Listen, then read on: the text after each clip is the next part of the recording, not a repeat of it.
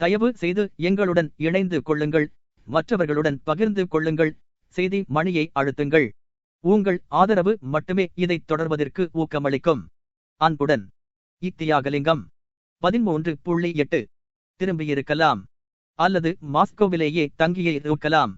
அதாவது அப்போது பிரெஞ்சுக்காரருக்கு கிடைத்த அந்த பிரமாதமான நிலைமையை தங்கள் கையில் வைத்து மகத்தான மாஸ்கோ வெற்றிக்கு பின்னால் நெப்போலியன் மாஸ்கோவில் நுழைந்தார். அந்த வெற்றியைப் பற்றி சந்தேகம் எதுவும் இருக்க முடியாது. ஏனெனில் யுத்தக்களம் பிரெஞ்சுக்காரர்களின் கையிலேயே இருந்தது. ருசியர்கள் தங்களுடைய புராதனமான தலைநகரை கைவிட்டு பின்வாங்கினார்கள். ஏராளமான உணவுப் பொருள்களும் ஆயுதங்களும் வெடி மருந்துகளும் கணக்கிட முடியாத செல்வமும் மாஸ்கோவில் நிறைந்திருந்தபடியால் அவையெல்லாம் நெப்போலியனுடைய கைகளிலேயே இருந்தன. பிரெஞ்சு துருப்புகளின் பலத்தில் பாதி அளவு பலத்தோடு ருசிய இராணுவம் இருந்தது. அந்த இராணுவம் எதிரியை தாக்குவதற்கு ஒரு முயற்சியும் செய்யாமல் ஒரு மாத காலம் இருந்தது. நெப்போலியனுடைய நிலைமை மிக பிரமாதமாக இருந்தது. அவர் ருசிய இராணுவத்திற்கு 2 மடங்கு அதிக பலமுள்ள தம்முடைய துருப்புகளை கொண்டு ருசிய இராணுவத்தை தாக்கி அதை அழித்திருக்கலாம், அல்லது தமக்கு சாதகமாக ஒரு சமாதான உடன்படிக்கை பேச்சுவார்த்தை நடத்தியிருக்கலாம், அல்லது அம்மாதிரி சமாதானத்திற்கு வர ருசியா இணங்காவிட்டால் பீட்டர்ஸ்பர்க்கை பயமுறுத்துவதாக அதை நோக்கி முன்னேற ஏற்பாடு செய்திருக்கலாம். ஒரு வேளை அதில் தோல்வி ஏற்படலாம். ஸ்மாலென்ஸ் அல்லது வில்னாவில் இருந்தே கொள்வதற்கு எந்த விதமான விசேஷமான மேதையும் அவசியம் இல்லை. அம்மாதிரி செய்வதற்கு சில எளிதான சுலபமான வழிகளை மேற்கொள்ள வேண்டியதுதான் அவசியமாயிருந்தது. அதாவது கொள்ளையடிப்பதற்கு துருப்புகளை அனுமதிக்க கூடாது. துருப்புகளுக்கு வேண்டிய குளிர்கால உடைகளை தயாரித்து கொடுக்க வேண்டும். அந்த குளிர்கால உடைகளுக்கு வேண்டிய துணிகள் அந்த இராணுவம் போராவுக்கும் போதுமானபடி மாஸ்கோவில் இருந்து வந்தன. மாஸ்கோவில் ஏராளமான உணவுப் பொருள்கள் இருந்து வந்தன என்று பிரெஞ்சு சரித்திர ஆசிரியர்கள் சொல்கிறார்கள். அப்படியானால் அந்த உணவுப் பொருள்களை ஒழுங்காக சேர்த்து சேமித்து வைத்திருந்தால் அந்த இராணுவம் முழுவதற்கும் 6 மாதங்களுக்கு போதுமானவையாய் இருக்கும். என்றாலும் மேதைகளுக்கு எல்லாம் மிக பெரிய மேதையான நெப்போலியன் அந்த பெரியடோட் ஒன்று இராணுவத்தின் மீது பூரண ஆதிக்கம் கொண்டிருந்ததாக சரித்திரக்காரர்கள் கூறினாலும் அவர் இந்த நடவடிக்கைகளில் எதையும் செய்யவில்லை. இம்மாதிரியான காரியங்கள் எதையும் அவர் செய்யாமல் இருந்தது மட்டுமல்ல, அதற்கு நேர்மாறாக தம்முன்னால் இருந்த வழிகளிலேயே மிகவும் முட்டாள்தனமானதும் நாசம் விளைவிக்க கூடியதுமான வழியை பின்பற்றுவதற்கு அவர் தம்முடைய அதிகாரத்தை உபயோகித்தார். நெப்போலியன் அந்த சமயத்தில் ஒரு காரியம் செய்திருக்கலாம். அதாவது குளிர்காலம் முடிகிற வரையில் மாஸ்கோவிலேயே தங்கி பின்னால் பீட்டர்ஸ்பர்க் மீது படையெடுத்திருக்கலாம், அல்லது நைஜினி நோவ்காராட் என்ற இடத்தின் மீது படையெடுத்திருக்கலாம், அல்லது வடக்கு புறம் உள்ள பாதை வழியாகவோ தெற்கு புறம் உள்ள பாதை வழியாகவோ குட்டதோம் பின்னால் உபயோகித்த பாதை அவர் போயிருக்கலாம். ஆனால் அவர் அப்படிச் செய்யவில்லை. அவர் செய்த காரியத்தை விட அதிக முட்டாள்தனமான நாசகரமான வேறு காரியத்தை யாராலும் யோகிக்கக்கூட முடியாது. அவர் அக்டோபர் வரை மாஸ்கோவில் தங்கினார். தமது துருப்புகள் நகரை சூறையாட அனுமதித்தார். பிறகு ஒரு பட்டாளத்தை பின்னால் விட்டு செல்லலாமா என்று தயங்கியவாறே மாஸ்கோவை விட்டு வெளியேறினார். சண்டை செய்யாமலேயே குட்டஜோவை நெருங்கினார். வலதுபுறம் திரும்பி மாலோ யாரோஸ்லாவிட்ஸை அடைந்தார். மீண்டும் போர் புரிய முயற்சிக்காமலேயே குட்டஜோவ் சென்ற ரஸ்டாவில் சென்றார். ஆனால் பாழடைந்த ஸ்மாம்லென்ஸ் ரஸ்டா வழியாக மூழாய்ஸ்க்கு செல்வதற்கு பதிலாக அதை விட்டு விலகிச் சென்றார். இதைவிட அதிக மூடத்தனமானதும் இராணுவத்திற்கு நாசகரமானதும் வேறு எதுவும் இருக்க முடியாது. இந்த உண்மையை அதன் பின்விளைவுகள் நிரூபித்தன. நெப்போலியனின் நோக்கம் தமது இராணுவத்தை அழிப்பதுதான் என்றால் ருசிய சைனியத்திற்கு அதை செய்யும் தொல்லையில்லாமல் அந்த நோக்கத்தை பூரணமாக நிறைவேற்றுவதற்கு மிக திறமையான இராணுவ நிபுணரால் கூட இத்தனை நடவடிக்கைகள் மேற்கொள்ள திட்டம் வகுத்து கொடுத்திருக்க முடியாது. மேதை மனிதர் நெப்போலியன் அதைச் செய்தார். ஆனால் அவர் விரும்பியதாலும் அவர் மிகவும் திறமையானவராகவும் மேதையாகவும் இருந்ததாலும் தான் தமது துருப்புகளை மாஸ்கோவுக்கு கொண்டு வந்தார் என்று சொல்வது எப்படி நியாயமற்றதோ அதே மாதிரிதான் அவர் விரும்பியதாலோ அல்லது அவர் மிகவும் விவேகமற்றவராக இருந்ததாலோதான் தமது இராணுவத்தை அழித்தார் என்று சொல்வதும் நியாயமற்றது. இந்த 2 சந்தர்ப்பங்களிலும் எந்த ஒரு சிப்பாயின் தனிப்பட்ட நடவடிக்கைகளையும் விட அதிகம் சக்தி வாய்ந்திராத அவரது நடவடிக்கைகள் சம்பவத்தை வழிநடத்திச் சென்ற விதிகளோடு இணங்கிச் சென்றனவே தவிர வேறல்ல. மாஸ்கோவில் நெப்போலியனின் சாமர்த்தியங்கள் பலவீனமடைந்து போயின என்று சரித்திர ஆசிரியர்கள் தவறாக கருத்து தெரிவிக்கிறார்கள். அவரது நடவடிக்கைகளுக்குரிய பலன்கள் கிடைக்காததைக் கொண்டுதான் அவர்கள் இவ்வாறு அபிப்பிராயப்படுகிறார்கள். அவர் இதற்கு முன்னரும் 1813 எவ்வாறு செய்தாரோ அவ்வாறேதான் இப்போதும் தமக்கும் தமது இராணுவத்திற்கும் நன்மை விளைய மது, திறமை, சக்தியனைத்தையும் உபயோகித்தார். அவர் எகிப்திலும், இத்தாலியிலும், ஆஸ்திரியாவிலும், பெர்சியாவிலும் மேற்கொண்ட பிரமிப்பூட்டும் நடவடிக்கைகளை விட இப்போதைய அவரது நடவடிக்கைகள் ஒன்றும் குறைந்து விடவில்லை. எகிப்தில் அவரது மேதை எவ்வளவு தூரம் உண்மையாக இருந்தது என்பது நமக்கு தெரியாது. அங்கு அவரது மகத்துவத்தின் முன்னால் 40 நூற்றாண்டுகள் தாழ்வாக மதிக்கப்பட்டன. ஏனெனில் அங்கு அவரது மகத்தான தீரச்செயல்களை பற்றி கூறியவர்கள் எல்லாம் பிரெஞ்சுக்காரர்கள்தான். இவ்வாறே ஆஸ்திரியாவிலோ அல்லது பெர்சியாவிலோ அவரது மேதை எவ்வாறு இருந்தது என்பதை பற்றியும் நம்மால் துல்லிதமாக மதிப்பிட முடியாது. ஏனெனில் இதற்கான தகவல்களை எல்லாம் நாம் பிரெஞ்சு அல்லது ஜெர்மன் வட்டாரங்களில் இருந்துதான் பெற வேண்டியிருக்கிறது. எண்ணிக்கூட பார்க்க முடியாதபடி சண்டை செய்யாமலேயே பட்டாளமாக சரண்டைந்தன என்றும், முற்றுகையில்லாமலேயே கோட்டைகள் வீழ்ச்சி அடைந்தன என்றும் ஜெர்மன் யுத்தத்தை பற்றி கூறுகிறார்கள். இவைகள் ஜெர்மானியர்களை நெப்போலியனின் மேதையை ஒப்புக்கொள்ளச் செய்திருக்க வேண்டும். ஆனால் நாம் நமது வெட்கத்தை மறைப்பதற்காக அவரது மேதையை ஒப்புக்கொள்ள வேண்டிய அவசியமில்லை. இதற்காக நாம் கடவுளுக்கு நன்றி கூறுகிறோம். விஷயத்தை வெளிப்படையாகவும் தெளிவாகவும் காணும் உரிமைக்காக நாம் விலை கொடுத்து விட்டோம். அந்த உரிமையை நாம் கைவிட மாட்டோம். மற்ற இடங்களில் போலவே மாஸ்கோவிலும் அவரது நடவடிக்கைகள் பிரமிப்பூட்டுவதாகவும் மேதாவிலாசம் நிரம்பியதாகவும் இருந்தன. அவர் மாஸ்கோவில் நுழைந்தது முதல் வெளியேறிய வரை உத்தரவு மேல் உத்தரவு, திட்டத்தின் மேல் திட்டம் பிறப்பித்தார். இத்தனைக்கும் அங்கு மக்கள் இல்லாமலிருந்தும், யாரும் தூது கோஷ்டியாக வராதிருந்தும், ஏன் மாஸ்கோவே எரிந்து போயிருந்தும் கூட அவர் இவற்றைச் செய்தார்.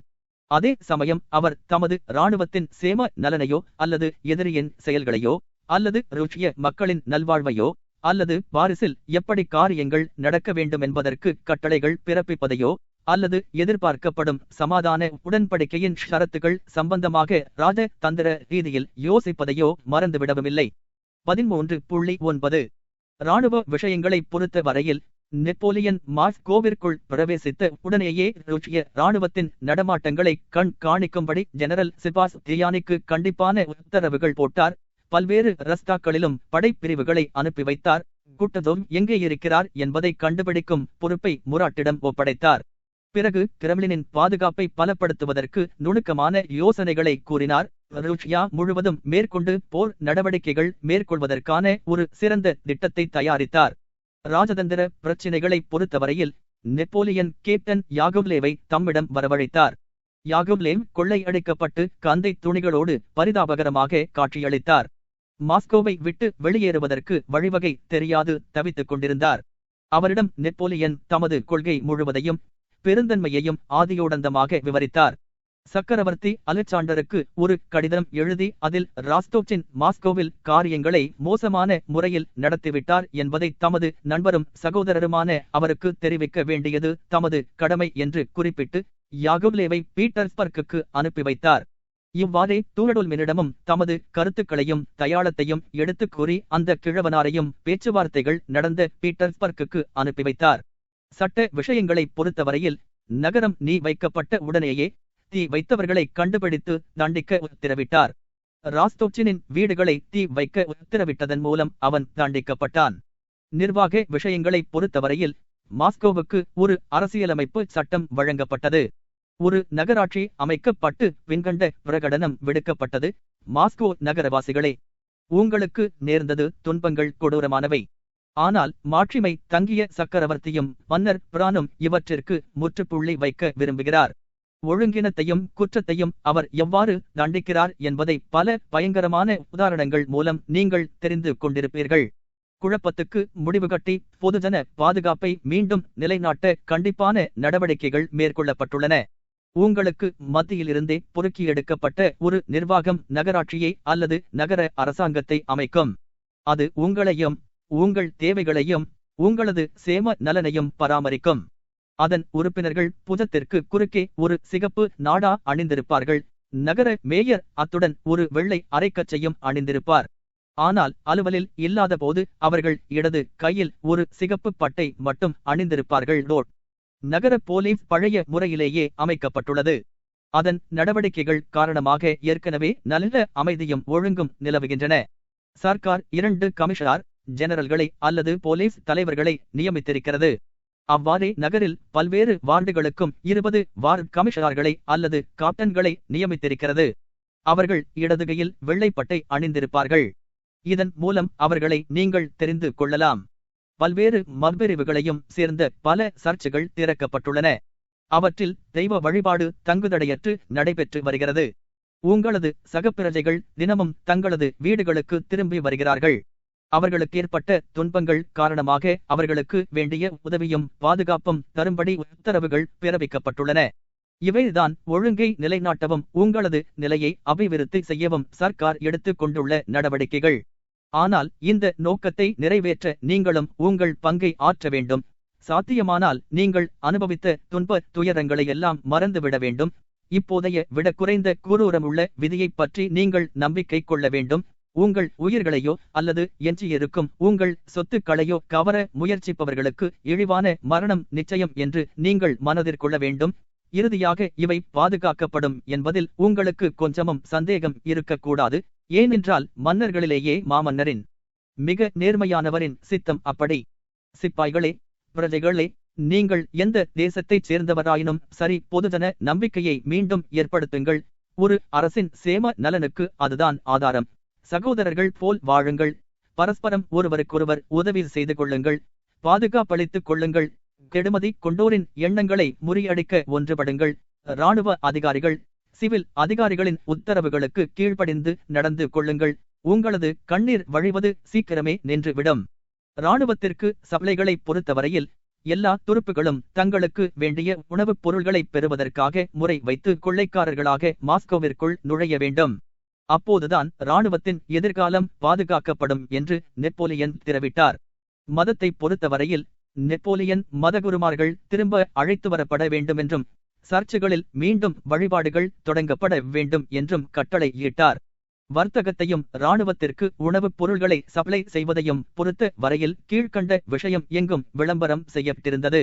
அறிவிப்பு: அமைதியான மாஸ்கோவாசிகளே, கஷ்ட நஷ்டங்களால் நகரை விட்டு வெளியேறிய கைவினைஞர்களே, தொழிலாளர்களே, ஆதாரமற்ற பயத்தால் இன்னும் வயல்களுக்கு திரும்பாமல் ஆங்காங்கு சிதறுண்டு கிடக்கும் உழவர்களே, நீங்கள் அனைவரும் அறிவதாவது, தலைநகரில் அமைதி ஏற்பட்டு வருகிறது. சக நிலைமை திரும்பி வருகிறது. உங்கள் சகோதரர்கள் தாங்கள் குரவிக்கப்படுகிறோம் என்பதை உணர்ந்து தங்களது மறை விடங்களில் இருந்து துணிச்சலாக வெளிக்கிளம்பி வருகிறார்கள். அவர்கள் மீதோ அல்லது அவர்களது சொத்துக்கள் மீதோ எத்தகைய பலக்காரம் பிரயோகிக்கப்பட்டாலும் அது உடனடியாக தண்டிக்கப்படுகிறது. மாட்சிமை தங்கிய சக்கரவர்த்தியும் மன்னர் பிரானும் அவர்களை காப்பாற்றுகிறார். தமது உத்தரவுகளுக்கு கீழ்ப்படியாதவர்களை தவிர உங்களில் வேறு யாரையும் அவர் தமது விரோதியாக பாவிக்கவில்லை. உங்களது துன்ப துயரங்களுக்கெல்லாம் முடிவு கட்டி உங்களை மீண்டும் உங்கள் குடும்பங்களிலும் இல்லங்களிலும் சேர்ப்பிக்க விரும்புகிறார். எனவே அவரது கருணை மிகுந்த நோக்கங்களுக்கு செவிசாய்த்து எங்களிடம் பயமின்றி வாருங்கள். மாஸ்கோ நகரவாசிகளே, உங்கள் வீடுகளுக்கு நம்பிக்கையோடு திரும்புங்கள். சீக்கிரமே உங்கள் தேவைகளை பூர்த்தி செய்வதற்கான வசதிகளை காண்பீர்கள். தொழிலாளிகளே, முயற்சியுள்ள கைவினைஞர்களே, உங்கள் வேலைக்கு, உங்கள் வீடுகளுக்கு, உங்கள் தொழிற்சாலைகளுக்கு திரும்புங்கள். அங்கே காப்பாளர்களின் பாதுகாப்பு உங்களுக்கு காத்திருக்கிறது. உங்கள் வேலைக்கேற்ற முறையான கூலியை நீங்கள் பெறுவீர்கள். கடைசியாக விவசாயிகளே, உங்களையும் கேட்டுக்கொள்கிறோம். நீங்கள் பயப்பிராந்தியோடு ஒளிந்து கொண்டிருக்கும் காடுகளில் இருந்து வெளியே வாருங்கள். அச்சமின்றி உங்கள் குடிசைகளுக்கு திரும்புங்கள். பூரண உத்தரவாதத்தோடு உங்களுக்கு பாதுகாப்பளிக்கப்பட்டிருப்பதை காண்பீர்கள். நகரில் மார்க்கெட்டுகள் அமைக்கப்பட்டுள்ளன. அங்கே விவசாயிகள் தங்களது உபரி சப்ளைகளையும் விவசாய உற்பத்தி பொருள்களையும் கொண்டு வரலாம். அவர்களுக்கு விற்பனை சுதந்திரம் இருப்பதற்கு சர்க்கார் கீழ்கண்ட நடவடிக்கைகளை எடுத்துக் கொண்டுள்ளது. 1. இன்றிலிருந்து விவசாயிகளும் உழவர்களும் மற்றும் மாஸ்கோவுக்கு அக்கம்பக்கத்தில் வசிப்பவர்களுக்கும் தங்களது எல்லா வகையான பொருள்களையும் எவ்வித அபாயமுமின்றி குறிப்பிட்ட 2 மார்க்கெட்டுகளுக்கு கொண்டு வரலாம். இவற்றில் ஒன்று மோகாவாயா தெருவிலும் மற்றொன்று உணவுப் பொருள் மார்க்கெட்டிலும் இருக்கின்றன. 2. அப்படி கொண்டு வரும் பொருள்களை விற்போரும் வாங்குவோரும் ஒப்புக்கொள்ளும் விலையில் விற்கலாம். விற்போருக்கு நியாயமான விலை கிடைக்கவில்லை என்றால் அவர்கள் தங்கள் பொருள்களை திரும்ப கிராமத்திற்கு எடுத்துச் செல்ல உரிமை உண்டு. அதை யாரும் எந்த காரணத்தை காட்டியும் தடுக்க முடியாது. 3. ஒவ்வொரு வாரமும் ஞாயிறும் புதனும் முக்கிய சந்தை தினங்களாக அறிவிக்கப்பட்டுள்ளது. சனிக்கிழமைகளிலும் செவ்வாய்க்கிழமைகளிலும் சந்தைக்கு வரும் வண்டிகளுக்கு பாதுகாப்பளிப்பதற்காக வழி நெடுகிலும் போதுமான துருப்புகளை நிறுத்த ஏற்பாடு செய்யப்படும். 4. இதே போல விவசாயிகள் தங்கள் வண்டிகளோடும் குதிரைகளோடும் திரும்பிச் செல்லும் போதும் பாதுகாப்பு ஏற்பாடுகள் செய்யப்படும். 5. சகஜமான வர்த்தகம் மீண்டும் ஏற்பட உடனடியாக நடவடிக்கைகள் எடுத்துக் கொள்ளப்படும். நகரிலும் கிராமங்களிலும் வசிப்பவர்களே, தொழிலாளர்களே, கைவினைஞர்களே, நீங்கள் எந்த இனத்தைச் சேர்ந்தவர்களாயினும் சக்கரவர்த்தியின் மன்னர்பிரானின் அன்பு சார்ந்த விருப்பங்களை நிறைவேற்றும் படியும் பொதுமக்களின் சேம நலனுக்காக அவரோடு ஒத்துழைக்கும்படியும் அறைகூவி அழைக்கப்படுகிறீர்கள். உங்களது மரியாதையையும் நம்பிக்கையையும் அவரது திருவடிகளில் சமர்ப்பியுங்கள். எங்களோடு ஒத்துழைப்பதற்கு தாமதம் செய்யாதீர்கள். துருப்புகளின் உற்சாகத்தையும் மக்களின் உற்சாகத்தையும் கிளர்த்துவதற்கு அடிக்கடி இராணுவ அணிவகுப்புகள் நடத்தி பரிசுகள் வழங்கப்பட்டன. நகரவாசிகளுக்கு ஆறுதலளிப்பதற்கு சக்கரவர்த்தி தெருக்களில் பவனி சென்றார். எவ்வளவோ அரசாங்க அலுவல்கள் இருந்தபோதிலும் தமது உத்தரவு மூலம் அமைக்கப்பட்ட நாடக அரங்கங்களுக்கு தாமே நேரில் வந்தார். முடிமன்னர்களின் மிக பெரிய பண்பான தர்ம சிந்தனையை பொறுத்தவரையில் நெப்போலியனும் தம் சக்திக்குட்பட்டதை எல்லாம் செய்தார். மேசன் தி மா மெரே என்னும் சொற்களை தர்ம ஸ்தாபனங்களில் பொறிக்கும்படி செய்தார். இதன் மூலம் ஒரு தந்தைக்குரிய அன்பை ஒரு மன்னனுக்குரிய கம்பீரமான கருணையோடு இணைத்தார். அனாதை பிள்ளைகள் ஆஸ்பத்திரிக்கு வருகை தந்தார். தம்மால் காப்பாற்றப்பட்ட அனாதை குழந்தைகள் தமது வெள்ளைக்கரர்களை முத்தமிட அனுமதித்தார். தூரடொல்மினோடு அன்போடு சம்பாஷித்தார். பின்னர் தியர்ஸ் வாசாலகத்தோடு விவரிப்பது போல தாம் தயாரித்த ருச்சிய கள்ள நாணயத்தை கொண்டு நமது சிப்பாய்களுக்கு சம்பளம் வழங்கும்படி உத்தரவிட்டார். தமக்கு பிரெஞ்சு இராணுவத்திற்கும் உரித்தான ஒரு சட்டத்தின் மூலம் இந்த வழி துறைகளை உபயோகித்து தீ விபத்திற்குள்ளானவர்களுக்கு நிவாரணமளிக்கச் செய்தார். ஆனால் உணவு கிடைப்பது அரிதிலும் அரிதாக இருந்ததால் பெரும்பாலும் விரோதிகளாக இருந்த அந்நியர்களுக்கு பணத்தை கொடுத்து வெளியிலிருந்து உணவு வாங்கிக் கொள்ளும்படி சொன்னார். இதற்காக காகித ரூபிள்களை அவர்களுக்கு விநியோகித்தார். இராணுவ கட்டுப்பாடு பொறுத்தவரையில் இராணுவ பொறுப்புகளை நிறைவேற்றாதவர்களுக்கு கடுமையான தண்டனை விதிக்கப்படும் என்று தொடர்ச்சியாக உத்தரவுகள் பிறப்பிக்கப்பட்டன. இவ்வாறே கொள்ளையடிப்பதை ஒடுக்குவதற்கும் உத்தரவுகள் பிறப்பிக்கப்பட்டன. 13.10 ஆனால் இதிலே விந்தை என்னவென்றால் இந்த எல்லா நடவடிக்கைகளும் முயற்சிகளும் திட்டங்களும் இதே போன்ற சந்தர்ப்பங்களில் மற்றவர்கள் மேற்கொண்டவற்றைக் காட்டிலும் இவை அப்படி ஒன்றும் மோசமில்லை. விஷயத்தின் தன்மையை மாற்றவில்லை. அதற்கு பதில் இயந்திர நுட்பத்திலிருந்து தொடர்பற்று போன ஒரு கடிகாரத்தின் முற்களைப் போல அவை பல் சக்கரங்களுக்கு சம்பந்தமில்லாமல் தன்முனை போடும் குறிக்கோளற்றும் சுழன்றன. இராணுவ விவகாரத்தை பொறுத்தவரையில், அதாவது போர் முனை திட்டத்தை பொறுத்தமட்டில் அவரது மேதை இதை விட ஆழ்ந்த விவேகமுள்ள, திறமையுள்ள, வியக்கத்தக்க திட்டத்தை என்றும் வகுத்ததில்லை என்று தீயர் குறிப்பிட்டுவிட்டு, இந்த மேதா விலாசம் மிகுந்த திட்டம் அக்டோபர் 15ஆம் தேதியோடு சம்பந்தப்பட்டதே தவிர அக்டோபர் 4ஆம் தேதியோடு சம்பந்தப்பட்டதல்ல என்பதை நிரூபிக்க எம் பெயினோடு வாக்குவாதத்திலும் இறங்குகிறாரானால் உண்மையில் இந்த திட்டம் ஒன்றுமே நிறைவேற்றப்படவில்லை, நிறைவேற்றப்பட முடியாதது. ஏனென்றால் யதார்த்த நிலைக்கு அது கொஞ்சமும் பொருத்தமாக இருக்கவில்லை. கிரம்பலின் அரண்களை பலப்படுத்துவதற்காக லா மாஸ்கியோ பேசில் தி பீட்டிபைட் சர்ச்சை நெப்போலியன் இவ்வாறு அழைத்தார். தரை மட்டமாக்கப்பட்ட போதிலும் பயனில்லை. கிரெம்ளினில் சுரங்க கண்ணிகள் நடப்பட்டது தான் மாஸ்கோவை விட்டு வெளியேறியதும் கிரெம்ளின் தகர்க்கப்பட வேண்டும் என்னும் நெப்போலியனின் விருப்பத்தை தான் பூர்த்தி செய்தது. இது தன்னை காயப்படுத்திய தரையை அடிக்க வேண்டும் என்று விரும்பும் ஒரு குழந்தையின் செயல் போல் இருந்தது. ருஷ்ய இராணுவத்தை துரத்திச் செல்ல வேண்டும் என்பதில் நெப்போலியன் மிகுந்த அக்கறை காட்டினார். ஆனால் இதனால் கேள்விப்படாத விளைவுதான் ஏற்பட்டது. பிரெஞ்சு ஜெனரல்கள் 60,000 பேர் கொண்ட ருஷ்ய இராணுவத்தோடு தொடர்பற்று போயினர். தீயர் கூற்றுப்படி கடைசியில் முராட்டின் திறமையால்தான், தெளிவாக சொல்வதானால் ஐவயதையால்தான் தொலைந்து போன ஊசி தேடி எடுக்கப்பட்டது போல இராணுவம் கண்டுபிடிக்கப்பட்டது. ராஜதந்திரத்தை பொறுத்தவரையில் தனது பெருந்தன்மை பற்றியும் நியாய உணர்வு பற்றியும் தூரடொல்மினிடமும் யாகோவ்லோவிடமும் அவர்களது முக்கிய கவலையெல்லாம் ஒரு மேல் கோட் பெறுவதிலும் பிரயாண வசதி பெறுவதிலும் தான் இருந்தது. நெப்போலியன் எடுத்து கூறியதெல்லாம் வீண் வியர்த்தமாயின. அலெக்சாந்தர் இந்த தூதர்களை வரவேற்கவும் இல்லை, அவர்களது தூது சமாச்சாரங்களுக்கு பதிலளிக்கவும் இல்லை. சட்ட விஷயங்களை பொறுத்தவரையில் தீ மூட்டியவர்கள் என்று கருதப்பட்டவர்கள் சிரச்சேதம் செய்யப்பட்ட பிறகு எஞ்சிய மாஸ்கோ எரியூட்டி பஸ்பமாக்கப்பட்டது. நிர்வாக விஷயங்களை பொறுத்தவரையில் நகராட்சி அமைக்கப்பட்டதானது கொள்ளைகளை தடுக்கவில்லை. அதற்கு பதில் நகராட்சியைச் சேர்ந்தவர்கள் சட்டம், அமைதியை நிலைநாட்டுகிறோம் என்ற பெயரால் மாஸ்கோவை சூறையாடவோ அல்லது தங்களது சொத்துக்கள் சூறையாடப்படாமல் பாதுகாக்கப்படவோ மட்டும்தான் அது பயன்பட்டது. மதத்தை பொறுத்தவரையில் எகிப்தில் நெப்போலியன் ஒரு மசூதிக்கு வருகை தந்ததும் எப்படி விஷயங்கள் சுலபமாக முடிந்து விட்டனவோ அப்படி இங்கு பயன் ஒன்றும் ஏற்படவில்லை. மாஸ்கோவில் காணப்பட்ட 2 அல்லது 3 மதகுருமார்கள் நெப்போலியனின் விருப்பத்தை நிறைவேற்றவே முயற்சி செய்தார்கள். ஆனால் அவர்களில் ஒருவர் வழிபாடு நடத்திக் கொண்டிருக்கும் போது ஒரு பிரெஞ்சு சிப்பாயால் முகத்தில் அறையப்பட்டார். இன்னொருவரை பற்றி ஒரு பிரெஞ்சு அதிகாரி பின்வருமாறு கூறினார்: நான் ஒரு மதகுருவை கண்டுபிடித்து அவரை வழிபாடு நடத்தும்படி அழைத்தேன். ஆனால் அவரோ மாதாக்கோவிலை நன்றாக சுத்தம் செய்து பூட்டு போட்டு பூட்டிவிட்டு போய்விட்டார்.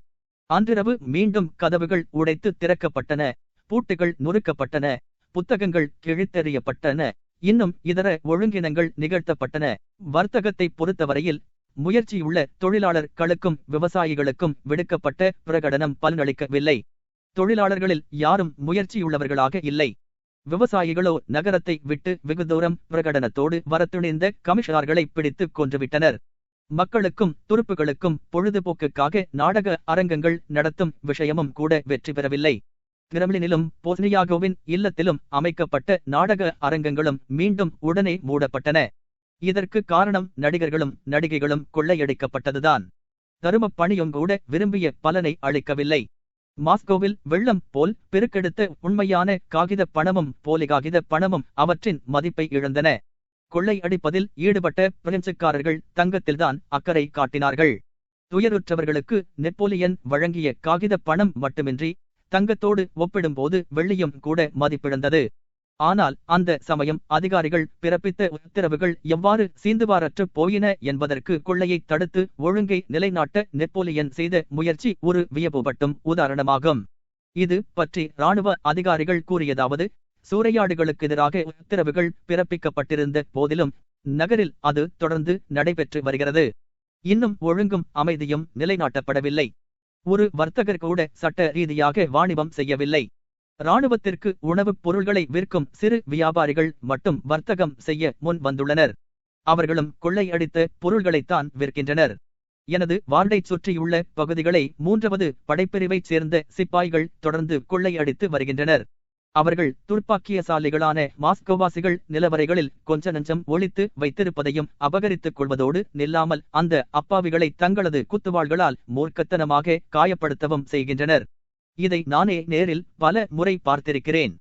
சிப்பாய்கள் கொள்ளையடிப்பதையும் சூறையாடுவதையும் தவிர வேறு புதிது ஒன்றுமில்லை. அக்டோபர் 9. கொள்ளையடிப்பதும் சூறையாடுவதும் தொடர்ந்து நடைபெற்று வருகின்றன. எங்கள் மாவட்டத்தில் ஒரு திருட்டு கோஷ்டியினர் நடமாடுகின்றனர். ஒரு பலமான படை கொண்டு அவர்களை கைது செய்ய வேண்டும். அக்டோபர் 11. சூறையாடுவதை நிறுத்த வேண்டும் என்று கண்டிப்பான உத்தரவுகள் பிறப்பித்திருந்தும் காப்பாளர்கள் கோஷ்டியாக சென்று கொள்ளையடித்துவிட்டு கிரெம்ளினுக்கு திரும்புவதைக் கண்டு சக்வரர்த்தி மிகவும் கோபமடைந்துள்ளார். பழைய காப்பாளர்களிடையே ஒழுங்கினமும் கொள்ளையும் முன்னிப்போதும் விட நேற்ற மாலையும் இரவும் இன்றைய தினமும் தலைதூக்கியுள்ளன. தமக்கு காவலாக இருப்பதற்கென்று பொறுக்கி எடுத்து நியமிக்கப்பட்ட சிப்பாய்கள் கட்டுப்பாட்டிற்கு மற்றவர்களுக்கு முன்னுதாரணமாக திகழ்வதற்கு பதிலாக இராணுவ சபலைகள் வைக்கப்பட்டுள்ள பண்டக சாலைகளுக்குள்ளும் நிலவரைகளுக்குள்ளும் பலவந்தமாக நுழையுமளவுக்கு கீழ்ப்படியாதவர்களாக நடந்து கொள்வதை பார்த்து சக்கரவர்த்தி வருந்துகிறார். மற்றவர்கள் காவலாளிகளிடமும் அதிகாரிகளிடமும் ஒழுங்கினமாக நடந்து கொண்டும் அவர்களை தூஷித்தும் அடித்தும் தங்களுக்கு இழிவை தேடிக் கொள்கிறார்கள். அரண்மனையின் பிரதம காப்பாளர் கவர்னர் எழுதுகிறார்: பல முறை உத்தரவுகள் போட்டும் சிப்பாய்கள் முற்றங்களை தொடர்ந்து அசுத்தப்படுத்தி வருகிறார்கள் என்றும் சக்கரவர்த்தியின் ஜன்னல்களின் முன்னால் கூட அப்படி செய்கிறார்கள் என்றும் பலத்த புகார் செய்கிறார். ஒரு கால்நடை மந்தை மூர்க்கங்கொண்டு தன்னை பட்டினியிலிருந்து காப்பாற்றக்கூடிய தீவனத்தையே காலில் போட்டு மிதித்து துவைப்பது போல அந்த இராணுவம் மாஸ்கோவில் கூடுதலாக தங்கியிருந்த ஒவ்வொரு நாளும் சிதைந்து அழிந்து கொண்டிருந்தது. ஆனால் அப்படியும் அது அங்கிருந்து கிளம்பவில்லை. ஸ்மாலென்ஸ்க் ரஸ்தாவில் போக்குவரத்து ரயில்கள் பிடிபட்டதாலும் தாராமிடினோ யுத்தத்தாலும் திடீரென்று அதனை பயமும் பீதியும் குவிக்கொண்ட போதுதான் அது ஓட ஆரம்பித்தது. ஒரு இராணுவ அணிவகுப்பை பார்வையிட்டு கொண்டிருந்த போது தாராமிடினோ யுத்தம் பற்றி எதிர்பாராத விதமாக நெப்போலியனுக்கு கிடைத்த செய்தி ருஷியர்களை தண்டிக்க வேண்டுமென்ற ஒரு விருப்பத்தை அவருள் கிளர்த்தெற்று இவ்வாறு தீயர் கூறுகிறார்: மாஸ்கோவை விட்டு கிளம்புவதற்கு அவர் உத்தரவு பிறப்பித்தார். இதைத்தான் முழு இராணுவமும் வற்புறுத்திக் கொண்டிருந்தது. மாஸ்கோவை விட்டு ஓட்டம் பிடித்த சிப்பாய்கள் தாங்கள் கொள்ளையடித்த சகலவற்றையும் தங்களுடன் எடுத்துச் சென்றனர். நெப்போலியனும் கூட தமது சொந்த பொக்கிஷத்தை எடுத்துச் சென்றார். ஆனால் இராணுவத்திற்கு பெரும் தடங்கலாக இருந்த சாமான் ரயில்களை பார்த்ததும் அவர் திடுக்கிட்டு விட்டார் என்று தீயர் கூறுகிறார். எனினும் முன்னர் மாஸ்கோவை நெருங்கிய போது ஒரு குறிப்பிட்ட மார்ஷலின் தேவைக்கதிகமான வாகனங்களை எல்லாம் எரித்துவிடும்படி உத்தரவிட்டது போல இப்போது அவர் செய்யவில்லை. இதற்கு அவரது யுத்த அனுபவமே காரணம். சிப்பாய்கள் ஏறிச் சென்ற வண்டிகளை அவர் வைத்த கண் வாங்காமல் பார்த்தார். உணவுப் பொருள்களையும் நோய் வாய்ப்பட்டவர்களையும் காயமடைந்தவர்களையும் ஏற்றிச் செல்வதற்கு அந்த வாகனங்கள் பயன்பட்டால் எவ்வளவு நன்றாக இருக்கும் என்று அவர் குறிப்பிட்டார். ஒரு மிருகம் தான் அழிந்து கொண்டிருக்கிறோம் என்பதை உணர்கிறது, அதே சமயம் தான் என்ன செய்து கொண்டிருக்கிறோம் என்பது தெரியாமல் இருக்கிறது. பிரெஞ்சு இராணுவம் முழுவதின் நிலையும் இப்படித்தான் இருந்தது. பிரெஞ்சு இராணுவம் மாஸ்கோவில் பிரவேசித்த காலம் முதல் அது அழிந்த காலம் வரை அதனுடையவும் நெப்போலியனுடையவும் திறமையான போர் தந்திரத்தையும் நோக்கங்களையும் பற்றி ஆராய்வது படுகாயமடைந்து சாகும் தருவாயில் உள்ள ஒரு மிருகத்தின் மரணாவஸ்தையான துள்ளல்களையும் உதறல்களையும் பற்றி ஆராய்வது போலாகும். பெரும்பாலும் காயம்பட்ட ஒரு மிருகம் சலசலப்பு ஒலி கேட்ட உடனேயே நேராக வேட்டைக்காரனின் துப்பாக்கி நோக்கி பாய்ந்து சென்று பிறகு பின்வாங்கி தனது முடிவைத்தானே துரிதப்படுத்துகிறது. நெப்போலியனும் தனது இராணுவத்தின் நிர்பந்தம் காரணமாக இதையே செய்தார். தாராவிடினோ யுத்தத்தின் சலசலப்பு மிருகத்தை கிளைகொள்ளச் செய்தது. அது வேட்டைக்காரரின் துப்பாக்கி நோக்கி பாய்ந்து சென்றது, அவனை எட்டிற்று, பிறகு திரும்பிற்று, இறுதியாக எந்த ஒரு கொடிய விலங்கையும் போலவே மிகவும் பிரதிகூலமானதும் அபாயகரமானதுமான பாதையில் பின்வாங்கி ஓடிவந்தது. அது மோப்பம் பிடிப்பதற்கு பழக்கப்பட்ட பாதை. மேலே குறிப்பிட்ட காலகட்டம் முழுவதிலும் கப்பலில் முன்னணியில் வைக்கப்பட்டுள்ள பொம்மைதான் அக்கப்பலை வழி நடத்திச் செல்கிறது என்று ஒரு காட்டுமிராண்டிக்கு தோன்றுவது போல எல்லா நடவடிக்கைகளுக்கும் தலைவராக நமக்கு காட்சியளித்த நெப்போலியன் வண்டிக்குள் சில கயிறுகளை பிடித்துக்கொண்டு தான் அதை ஓட்டுவதாக நினைக்கும் ஒரு குழந்தை போல நடந்து கொண்டார். 13.11 அக்டோபர் 6ஆம் தேதி அதிகாலையில் வீயர் கொட்டகையை விட்டு வெளியே சென்றவர் திரும்பி வந்தபோது தம்மைச் சுற்றி துள்ளி கூதித்த நீலமும் சாம்பலும் கலந்த நிறங்கொண்ட ஒரு நாயோடு விளையாடுவதற்கு கதவருகே நின்றார். அதற்கு நீண்ட உடலும் கப்பை கால்களும் இருந்தன. அந்த சின்னஞ்சிறு நாய் அவர்களது கொட்டகையிலேயே வசித்தது. இரவில் காராட்டேவின் பக்கத்தில் படுத்துறங்கிற்று. அது சில சமயங்களில் நகரத்திற்கு சுற்றுலா செல்வது வழக்கம். ஆனால் எப்போதும் மீண்டும் திரும்பி வந்துவிடும். அநேகமாக அதற்கு எந்த காலத்திலும் ஒரு எஜமானன் இருந்திருக்க முடியாது. இப்போதும் கூட அது யாருக்கும் சொந்தமானதல்ல, அதற்கு பெயரும் கிடையாது. பிரெஞ்சுக்காரர்கள் அதை அசோர் என்று அழைத்தார்கள். கதை சொல்லும் சிப்பாய் பெங்கால்கா என்று அழைத்தான். காராட்டோவும் மற்றவர்களும் அதை சாம்பல் நிறத்தான் என்று அழைத்தார்கள். அல்லது சில சயமங்களில் கூண்டு என்று அழைத்தார்கள். அந்த நில சாம்பல் நிற நாயோ தனக்கு எஜமான் இல்லாதது பற்றியோ ஒரு பெயர் இல்லாதது பற்றியோ எந்த ஜாதியைச் சேர்ந்தது என்பது கூட தெரியாதது பற்றியோ அல்லது ஒரு குறிப்பிட்ட நிறம் இல்லாதது பற்றியோ கொஞ்சமும் கவலைப்பட்டதாக தெரியவில்லை. அதன் மென்மயிர் அடர்ந்த வால் இறகு போல உறுதியாக நின்றது. 4 கால்களையும் உபயோகிப்பது ஏதோ இழிவான காரியம் என்பது போல ஒரு பின்னங்காலை லாவகமாக தூக்கிக் கொண்டு மற்ற 3 கால்களாலும் சுலபமாகவும் விரைவாகவும் ஓடும் வகையில் அதன் கப்பை கால்கள் நன்கு பயன்பட்டன. அந்த நாய்க்கு எல்லாமே மகிழ்ச்சியூட்டுவதாக இருந்தது. அது ஒரு சமயம் சந்தோஷம் தாங்காமல் குரைத்து கொண்டே தரையில் விழுந்து புரளும். இன்னொரு சமயம் கம்பீரமாக சிந்தனை செய்து கொண்டே வெயில் காயும். வேறொரு சமயம் ஒரு மரத்துண்டு அல்லது வைக்கோலுடன் துள்ளி கூதித்து விளையாடும். இப்போது வீயருக்கிருந்த ஆடையெல்லாம் கிழிந்து அழுக்கடைந்து போன ஒரு சட்டையும் அவரது பழைய உடுப்புகளில் எஞ்சியிருந்தது இது ஒன்றுதான். ஒரு சிப்பாயின் கால் சட்டைகளும் விவசாயியின் கோட்டும் தொப்பியும் தான். காராட்டேவின் யோசனையின்படி வெதுவெதுப்புக்காக கால் சட்டைக்கு மேல் கணுக்கால்களை சுற்றி கயிறு கட்டி கொண்டிருந்தார். அவரது குடும்பத்துக்கே உரித்தான திடகாத்திரமும் வலிமையுமிக்க தோற்றத்தை அவர் இன்னும் பெற்றிருந்தாலும் முன்னர் போல் அவர் தைரியமாக இல்லை. தாடியும் மீசையும் அவரது முகத்தின் கீழ் பகுதியை மறைத்துக் கொண்டிருந்தன. தலைமயிர் சிக்கு பிடித்து பேன்கள் நிறைந்து தலையைச் சுற்றி ஒரு குல்லாயைப் போல மண்டி கிடந்தது. அவரது பார்வையில் உறுதியும் அமைதியும் எழுச்சி மிக்க விழிப்பும் கூடி கொண்டிருந்தன. முன்பு அவரது கண்களில் கூட தெரியும் சோர்வுக்கு பதிலாக இப்போது செயலில் இறங்கவும் எதிர்க்கவும் தாயராக இருக்கும் ஒரு உற்சாகம் அவரிடம் காணப்பட்டது. அவரது பாதங்கள் எதுவும் அணியாமல் வெறுமையாக இருந்தன. பீயர் முதலில் அந்த காலை நேரத்தில் வாகனங்களும் குதிரை வீரர்களும் கடந்து செல்லும் வயலை பார்த்தார். பிறகு ஆற்றுக்கப்பால் தொலை தூரத்தை பார்த்தார். பிறகு உண்மையாகவே தம்மை கடிக்கப் போவது போல பாசாங்கு செய்து கொண்டிருந்த நாயை பார்த்தார். அதன் பின்னர் தமது வெறுமையான பாதங்களை பார்த்தார். அவற்றை பல நிலைகளில் வைத்து பார்த்து அகமகிழ்ந்தார். தமது தடித்த அழுக்கு படிந்த பெருவிரல்களை அசைத்தார். அவர் தமது வெறுமையான பாதங்களை பார்க்கும் ஒவ்வொரு சமயமும் சுய திருப்தி நிறைந்த ஒரு உற்சாகமான புன்னகை அவரது முகத்தில் அரும்பெற்று. அந்த பாதங்கள் கடந்த சில வாரங்களில் அவர் அனுபவித்தவற்றையும் கற்றுக்கொண்டவற்றையும் அவருக்கு நினைவூட்டின. இந்த நினைவுகள் அவருக்கு இன்பமூட்டின. சில தினங்களாக காலநிலை அமைதியாகவும் தெளிவாகவும் இருந்தது. காலை நேரங்களில் மட்டும் இலேசாக பனி பெய்தது. வயதான மனைவிகளின் கோடைக்காலம் என்று இதற்கு பெயர். சூரிய ஒளியில் காற்றோட்டம் வெதுவெதுப்பாக இருந்தது. அதுவும் காலை பனி இன்னும் காற்றில் கலந்து நின்ற நிலையில் அந்த வெதுவெதுப்பு ஒரு தனி இன்பமளிப்பதாக இருந்தது.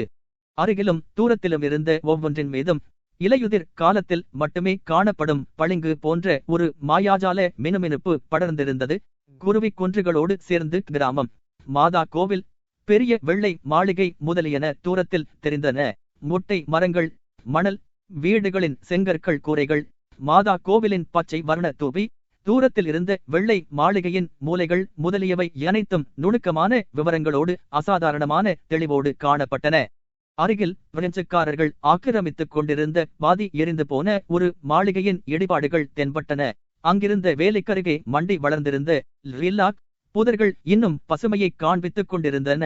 ஒரு பிரெஞ்சு காப்போரல் சின்ன காலாட்படை அதிகாரி எங்கோ தனது சொந்த வீட்டில் இருப்பது போல புத்தான் மாட்டிக்கொள்ளாத கோட்டோடும் தலையில் உச்சி குல்லாயோடும் வாயில் ஒரு குட்டையான சுங்கானோடும் கொட்டகையின் ஒரு மூலைக்கு பின்னால் இருந்து வந்து ஒரு நேசபாவமான கண் சிமிட்டலோடு பீயரை அணுகினான். என்ன வெதுவெதுப்பு! திருவாளர் கிரில். பீயருக்கு அவர்கள் வைத்த பெயர் வசந்தரது மாதிரி இருக்கிறது இல்லையா? கார்போரால் கதவின் மீது சாய்ந்து கொண்டு பீயருக்கு தனது கங்கானை அளிக்க முன் வந்தான். ஆனால் பீயர் அவன் கொடுக்க முன் வந்த ஒவ்வொரு தடவையும் அதை மறுத்தே வந்திருக்கிறார். இத்தகைய கால நிலையில் புறப்படுவது என்று அவன் ஆரம்பித்தான். புறப்படுவதைப் பற்றி ஏதோ கூறுகிறேரே, அது என்ன என்று பீயர் வினவினார். கிட்டத்தட்ட எல்லா துருப்புகளும் இங்கிருந்து கிளம்புவதாகவும் கைதிகளைப் பற்றியும் அன்றைய தினம் ஏதாவது உத்தரவு வரக்கூடும் என்றும் அவன் தெரிவித்தான். பீயரோடு கொட்டகையில் இருந்த சிப்பாய்களில் சோகோலா என்பவன் செத்துக் கொண்டிருந்தான். அவன் விஷயமாக ஏதாவது செய்ய வேண்டும் என்று கார்போரலிடம் பீயர் கூறினார். இதைப் பற்றி பீயர் கவலைப்பட வேண்டியதில்லை என்றும், ஏனென்றால் அவர்களிடம் ஒரு ஆம்புலன்ஸும் ஒரு நிரந்தர ஆஸ்பத்திரியும் இருக்கின்றனவென்றும், நோய்வாய்ப்பட்டவர்களுக்கு தகுந்த ஏற்பாடுகள் செய்யப்படும் என்றும், என்ன நடக்கக்கூடும் என்பதை முன்கூட்டியே எதிர்பார்த்து அதற்கு வேண்டியவற்றை அதிகாரிகள் செய்திருக்கிறார்கள் என்றும் கார்போரல் பதிலளித்தான். மேலும், திருவாளர் கிரில், உமக்குத்தான் காப்டனை தெரியுமே, அவரிடம் நீர் ஒரு வார்த்தை சொன்னால் போதும். அவர் என்றும் இதையும் மறக்காத மனிதர். கேப்டன் சுற்றி வரும்போது அவரிடம் பேசும். அவர் உமக்காக இதையும் செய்வார். கார்போரால் குறிப்பிட்ட காப்டன் வீயரோடு அடிக்கடி நீண்ட நேரம் அளவளாவக் கூடியவன் என்பது மட்டுமின்றி அவருக்கு எல்லா வகையான சலுகைகளும் அளிப்பவன். என்ன மகாத்மா தாமஸ் என்று அவர் ஒருநாள் என்னிடம் கூறினார். திருவாளர் கிரில் படித்த மனிதர் பிரெஞ்சு மொழி பேசுகிறார். அவர் ஒரு ருஷிய கனவான், பல கஷ்டங்கள் அனுபவித்தவர். எனினும் மனிதர் விவரம் தெரிந்தவர். அவருக்கு ஏதாவது தேவைப்பட்டு என்னிடம் கேட்டால் நான் அதை மறுக்க மாட்டேன். கற்றவர்கள் கற்றவரை காமுறுவர். உமக்காகத்தான் இதை கூறுகிறேன் திருவாளர் கிரில். அன்று நீர் மட்டும் இல்லாதிருந்தால் அந்த விஷயம் மோசமாக முடிந்திருக்கும். சிறிது நேரம் அளவளாவி உரையாடிக் கொண்டிருந்துவிட்டு கார்போரல் போய்விட்டான். அந்த விஷயம் என்று அவன் குறிப்பிட்ட சம்பவம் சில தினங்களுக்கு முன்னர் நடைபெற்றது. கைதிகளுக்கும் பிரெஞ்சு சிப்பாய்களுக்கிடையே சண்டை மூண்டது. பீயர் தலையிட்டு தமது தோழர்களை சமாதானப்படுத்தினார். காப்போரலோடு பீயர் பேசிக் கொண்டிருந்ததை கேட்ட சில கைதிகள் அந்த பிரெஞ்சுக்காரன் என்ன சொன்னான் என்று வினவினார்கள். மாஸ்கோவை விட்டு பிரெஞ்சு இராணுவம் வெளியேறப் போகிறது என்று தாம் கேள்விப்பட்டதை அவர் சொல்லிக் கொண்டிருந்த போது, மெலிந்து விளறிப்போயிருந்த ஒரு பிரெஞ்சு சிப்பாய் கிழிந்த ஆடைகளோடு கொட்டகையின் கதவை நோக்கி வந்தான். அவன் வணக்கம் தெரிவிக்கு தோரணையில் தன் விரல்களை விரைவாகவும் கூச்சத்தோடும் நெற்றிக்கு உயர்த்தி, தான் சட்டை தைக்க கொடுத்த பிளாட்டோ கொட்டகையில் இருக்கிறானா என்று பீயரை வினவினான். ஒரு வாரத்திற்கு முன்னர் பிரெஞ்சுக்காரர்களுக்கு செருப்பு தோலும் லினனும் தரப்பட்டன. அவற்றை அவர்கள் கைதிகளிடம் கொடுத்து தங்களுக்கு செருப்புகளும் சட்டைகளும் தைத்து தரும்படி கூறியிருந்தனர். இதோ தயாராக இருக்கிறது ஆண்பானவரே என்றான் காராட்டே நேர்த்தியாக மடித்த ஒரு சட்டையோடு வந்து கொண்டே. வெதுவெதுப்பான காலநிலை காரணமாகவும் வேலை செய்வதற்கு சுகரியமாக இருக்கும் பொருட்டும் காராட்டேன் கால் சட்டையும் கிழிந்து அடுப்புக்கரி போல் கருப்பாக இருந்த ஒரு சட்டையும் மட்டுமே அணிந்திருந்தான். அவனது தலைமயிர் தொழிலாளி பாணியில் ஒரு எலுமிச்சை நாரால் தூக்கிவாரி கட்டப்பட்டிருந்தது. அவனது தெளிவான முகம் மேலும் தெளிவாகவும் முன்னெப்போதும் விட மகிழ்ச்சியோடும் காணப்பட்டது. வாக்குறுதி செயலின் சொந்த சகோதரன். நான் வெள்ளிக்கிழமை கூறினேன், இதோ இப்போது தயாராக இருக்கிறது என்று பிலாட்டோன் புன்முறுவலோடு தான் தைத்த சட்டையை விரித்து காட்டினான். பிரெஞ்சுக்காரன் அமைதியற்று சுற்றும் முற்றும் பார்த்தான். பிறகு தனது தயக்கத்தை வெற்றி கொண்டு விட்டவன் போல தனது இராணுவ உடையை விரைவாக கழற்றிவிட்டு அந்த சட்டையை அணிந்து கொண்டான். அவனது மெலிந்த வெளிரிய உடலின் மீது எண்ணெய் பசையுள்ள நீண்ட பூப்போட்ட பட்டு அரைக்கோட் மட்டுமே இருந்தது. சட்டை எதுவுமில்லை. எனவே வேடிக்கை பார்த்து கொண்டிருக்கும் கைதிகள் தன் கோலத்தை கண்டு சிரிப்பார்கள் என்ற அச்சத்தில் அவன் அவசரமாக சட்டைக்குள் தலையை திணித்துக் கொண்டான். கைதிகள் யாரும் ஒரு வார்த்தையும் பேசவில்லை. வாரும், சட்டை உமக்கு பொருத்தமாக இருக்கிறது என்று பிலாட்டோன் திரும்ப கூறிய வண்ணம் அதை இழுத்து விட்டான். பிரெஞ்சுக்காரன் கண்களை உயர்த்தாமல் சட்டைக்குள் தன் தலையையும் கைகளையும் நுழைத்துக் கொண்டு அதன் தையலை ஆராய்ந்தான். என்ன அன்புள்ளவரே, இது தையற்கடையல்ல, என்னிடம் முறையான கருவிகளும் இல்லை. ஒரு பேனை கொல்ல வேண்டுமானால் கூட அதற்கு ஒரு கருவி வேண்டுமென்று சொல்வார்கள் என்றார் பிலாட்டோன் முகம் மலர புன்முறுவல் பூத்த கொண்டே. அவன் தன் வேலையில் திருப்தி அடைந்தவனாக காணப்பட்டான். சட்டை நன்றாகவே இருக்கிறது, வந்தனம் என்றான் பிரெஞ்சுக்காரன் பிரெஞ்சு மொழியில். ஆனால் கொஞ்சம் லினன் மீதி இருக்க வேண்டுமே, உமது உடலோடு பொருந்தி அமையும் போது இன்னும் நன்றாக இருக்கும் என்றான். காராட்டேம் தன் கைத்திறனை மேலும் வியந்து கொண்டே, உமக்கு நேர்த்தியாகவும் இன்பமாகவும் இருக்கும் லோட். வந்தனம் வந்தனம் அன்பானவரே, ஆனால் அந்த மிச்ச லினன் என்றான் மீண்டும் பிரெஞ்சுக்காரன் முறுவலித்துக் கொண்டே. அவன் தனியாக ஒதுக்கி வைத்திருக்க ஒரு ரூபிள் நோட்டை எடுத்து காராட்டேவிடம் கொடுத்தான். லோட், ஆனால் மிச்சமிருக்கும் லினனை என்னிடம் தாரும். பிரெஞ்சுக்காரன் என்ன கூறுகிறான் என்பதை புரிந்து கொள்ள பிலாட்டோன் விரும்பவில்லை என்பதைக் கண்டு பீயர் தலையிடாமல் பார்த்து கொண்டிருந்தார். காராட்டேம் பிரெஞ்சுக்காரன் தந்த பணத்திற்காக அவனுக்கு நன்றி கூறிவிட்டு தன் கைத்திறனை தனக்கு தானே வியந்து கொள்வதில் ஈடுபட்டான். பிரெஞ்சுக்காரனோ மீதி துணியை தன்னிடம் திருப்பிக் கொடுக்கும்படி மீண்டும் வற்புறுத்தினான். தான் சொன்னதை காராட்டேவுக்கு மொழிபெயர்த்து கூறும்படியும் பீயரை கேட்டுக்கொண்டான். மிச்ச துணி அவனுக்கு எதற்கு வேண்டுமாம் என்றான் காராட்டேம். அது இருந்தால் எங்களுக்கு கால்பட்டி தயாரிக்க உதவும். சரி, பரவாயில்லை. காராட்டேம் சட்டென்று மாறிய வருத்தங்கொண்ட தோற்றத்தோடு தன் சட்டைக்குள்ளிருந்து ஒரு சிறிய துணி மூட்டையை வெளியே எடுத்து பிரெஞ்சுக்காரனை பார்க்காமலேயே அவனிடம் கொடுத்தான். லோட், அப்படி இது என்ன ஓவியமானது என்று காராட்டேம் முணுமுணுத்து விட்டு போய்விட்டான். பிரெஞ்சுக்காரன் அந்த லினன் துணியை பார்த்தான். சிறிது நேரம் யோசித்தான். பிறகு பீயரின் பார்வை தன்னிடம் ஏதோ கூறுவது போல அவரை ஆழ்ந்து நோக்கினான். பின்னர் திடீரென்று முகம் மலர கீச்சு குரலில் இறைந்தான். பிலாட்டோ, ஏய் பிலாட்டோ, இதை நீரை வைத்துக் கொள்ளும். அந்த துணி மூட்டையை காராட்டோவிடம் கொடுத்துவிட்டு பிரெஞ்சுக்காரன் திரும்பி போய்விட்டான். இதை பார்த்தேரா என்றான் காராட்டே தன் தலையை ஆட்டிக்கொண்டே. அவர்கள் கிறிஸ்தவர்களல்ல என்று சொல்கிறார்கள், ஆனால் அவர்களுக்கும் ஆன்மாக்கள் இருக்கின்றன. உழைப்பவன் உள்ளம் களங்கமற்றது, அது இல்லாதவனுக்காக இறங்குகிறது என்று அதனால் தான் பெரியவர்கள் சொல்கிறார்கள். அவனுக்கு உடுத்திக் கொள்ள சரிவர துணிமணிகளில்லை என்றாலும் இதை திரும்ப கொடுத்து விட்டான். லோட், காராட்டேம் சிந்தனையோடு முறுவல் பூத்தான். அந்த சிறு துணி மூட்டையை பார்த்து கொண்டே சற்று நேரம் மௌனமாக இருந்தான். இது நல்ல கால் பட்டிகள் செய்வதற்கு உதவும், அன்பு நண்பரே என்று அவன் கூறிவிட்டு திரும்ப கொட்டகைக்குள் போய்விட்டான். 13.12 பீயர் கைதியாகி 4 வாரங்கள் கடந்தன. அவரை கொட்டகையில் இருந்து சிப்பாய்களின் அதிகாரிகளின் கொட்டகைக்கு மாற்ற பிரெஞ்சுக்காரர்கள் முன்வந்த போதிலும் அவர் தாம் முதலில் வைக்கப்பட்ட கொட்டகையிலேயே தங்கியிருந்தார்.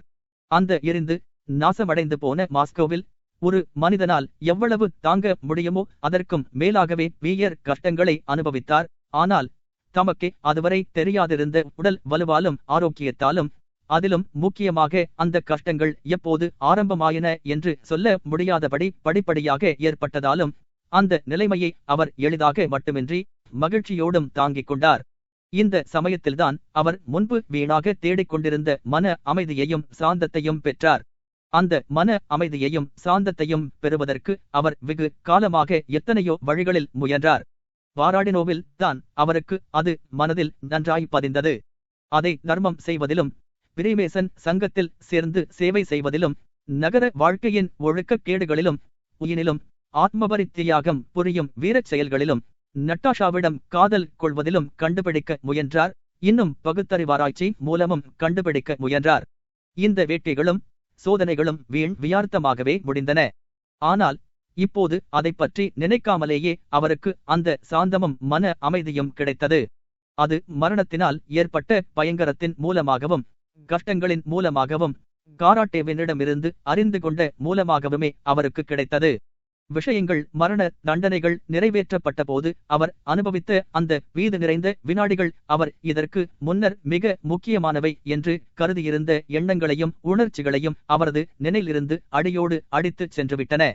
இப்போதெல்லாம் அவருக்கு ருஷ்யாவை பற்றியோ, அல்லது யுத்தத்தைப் பற்றியோ, அல்லது அரசியலைப் பற்றியோ, அல்லது நெப்போலியனை பற்றியோ நினைக்க வேண்டுமென்று தோன்றுவதில்லை. இவையெல்லாம் தமக்கு சம்பந்தப்பட்டவையல்ல என்று அவருக்கு தெளிவாக தெரிந்தது. இவற்றைப் பற்றி கருத்து கூற தம்மை யாரும் அழைக்காததால் தாம் கருத்து கூற முடியாது என்று நினைத்தார். ருஷ்யாவும் வசந்த காலமும் ஒன்று இணைக்கப்படவில்லை என்று அவர் எண்ணினார். காராட்டேவின் அந்த வார்த்தைகளை திருப்பிச் சொல்லும்போது அவருக்கு விசித்திரமான விதத்தில் மன அமைதி ஏற்பட்டது. நெப்போலியனை கொல்ல வேண்டுமென்ற அவரது உத்தேசமும் அவர் சுவிசேஷத்தில் கண்ட விசித்திரமும் இப்போது அவருக்கு அர்த்தமற்றவையாகவும் பரிகாசமானவையாகவும் தோன்றின. அவர் மனைவி மீது அவருக்கு ஏற்பட்டிருந்த கோபமும், தமது பெயர் கெட்டுவிடக்கூடாது என்பதில் அவருக்கு ஏற்பட்டிருந்த கவலையும் இப்போது அற்பமானவை யாக மட்டுமின்றி வேடிக்கையாகவும் தோன்றின. எங்கோ அவருடைய மனைவி தனக்கு இஷ்டமானபடி வாழ்ந்தால் அதைப் பற்றி அவருக்கு என்ன கவலை? தங்களுடைய கைதியின் பெயர் பெஜகான் என்பதை அவர்கள் கண்டுபிடித்து விட்டார்களா இல்லையா என்பதைப் பற்றி யாருக்கு? முக்கியமாக அவருக்கு என்ன கவலை? இப்போது வீயர் இளவரசர் ஆண்ட்ரூவோடு இதற்கு முன்னர் தாம் நடத்திய உரையாடலை அடிக்கடி நினைத்துக் கொண்டார். ஆண்ட்ரூவின் கருத்துக்களை அவர் சற்று வேறு விதமாக புரிந்து கொண்டிருந்தாலும் அவை அவருக்கு முற்றிலும் உடன்பாடாகவே இருந்தன.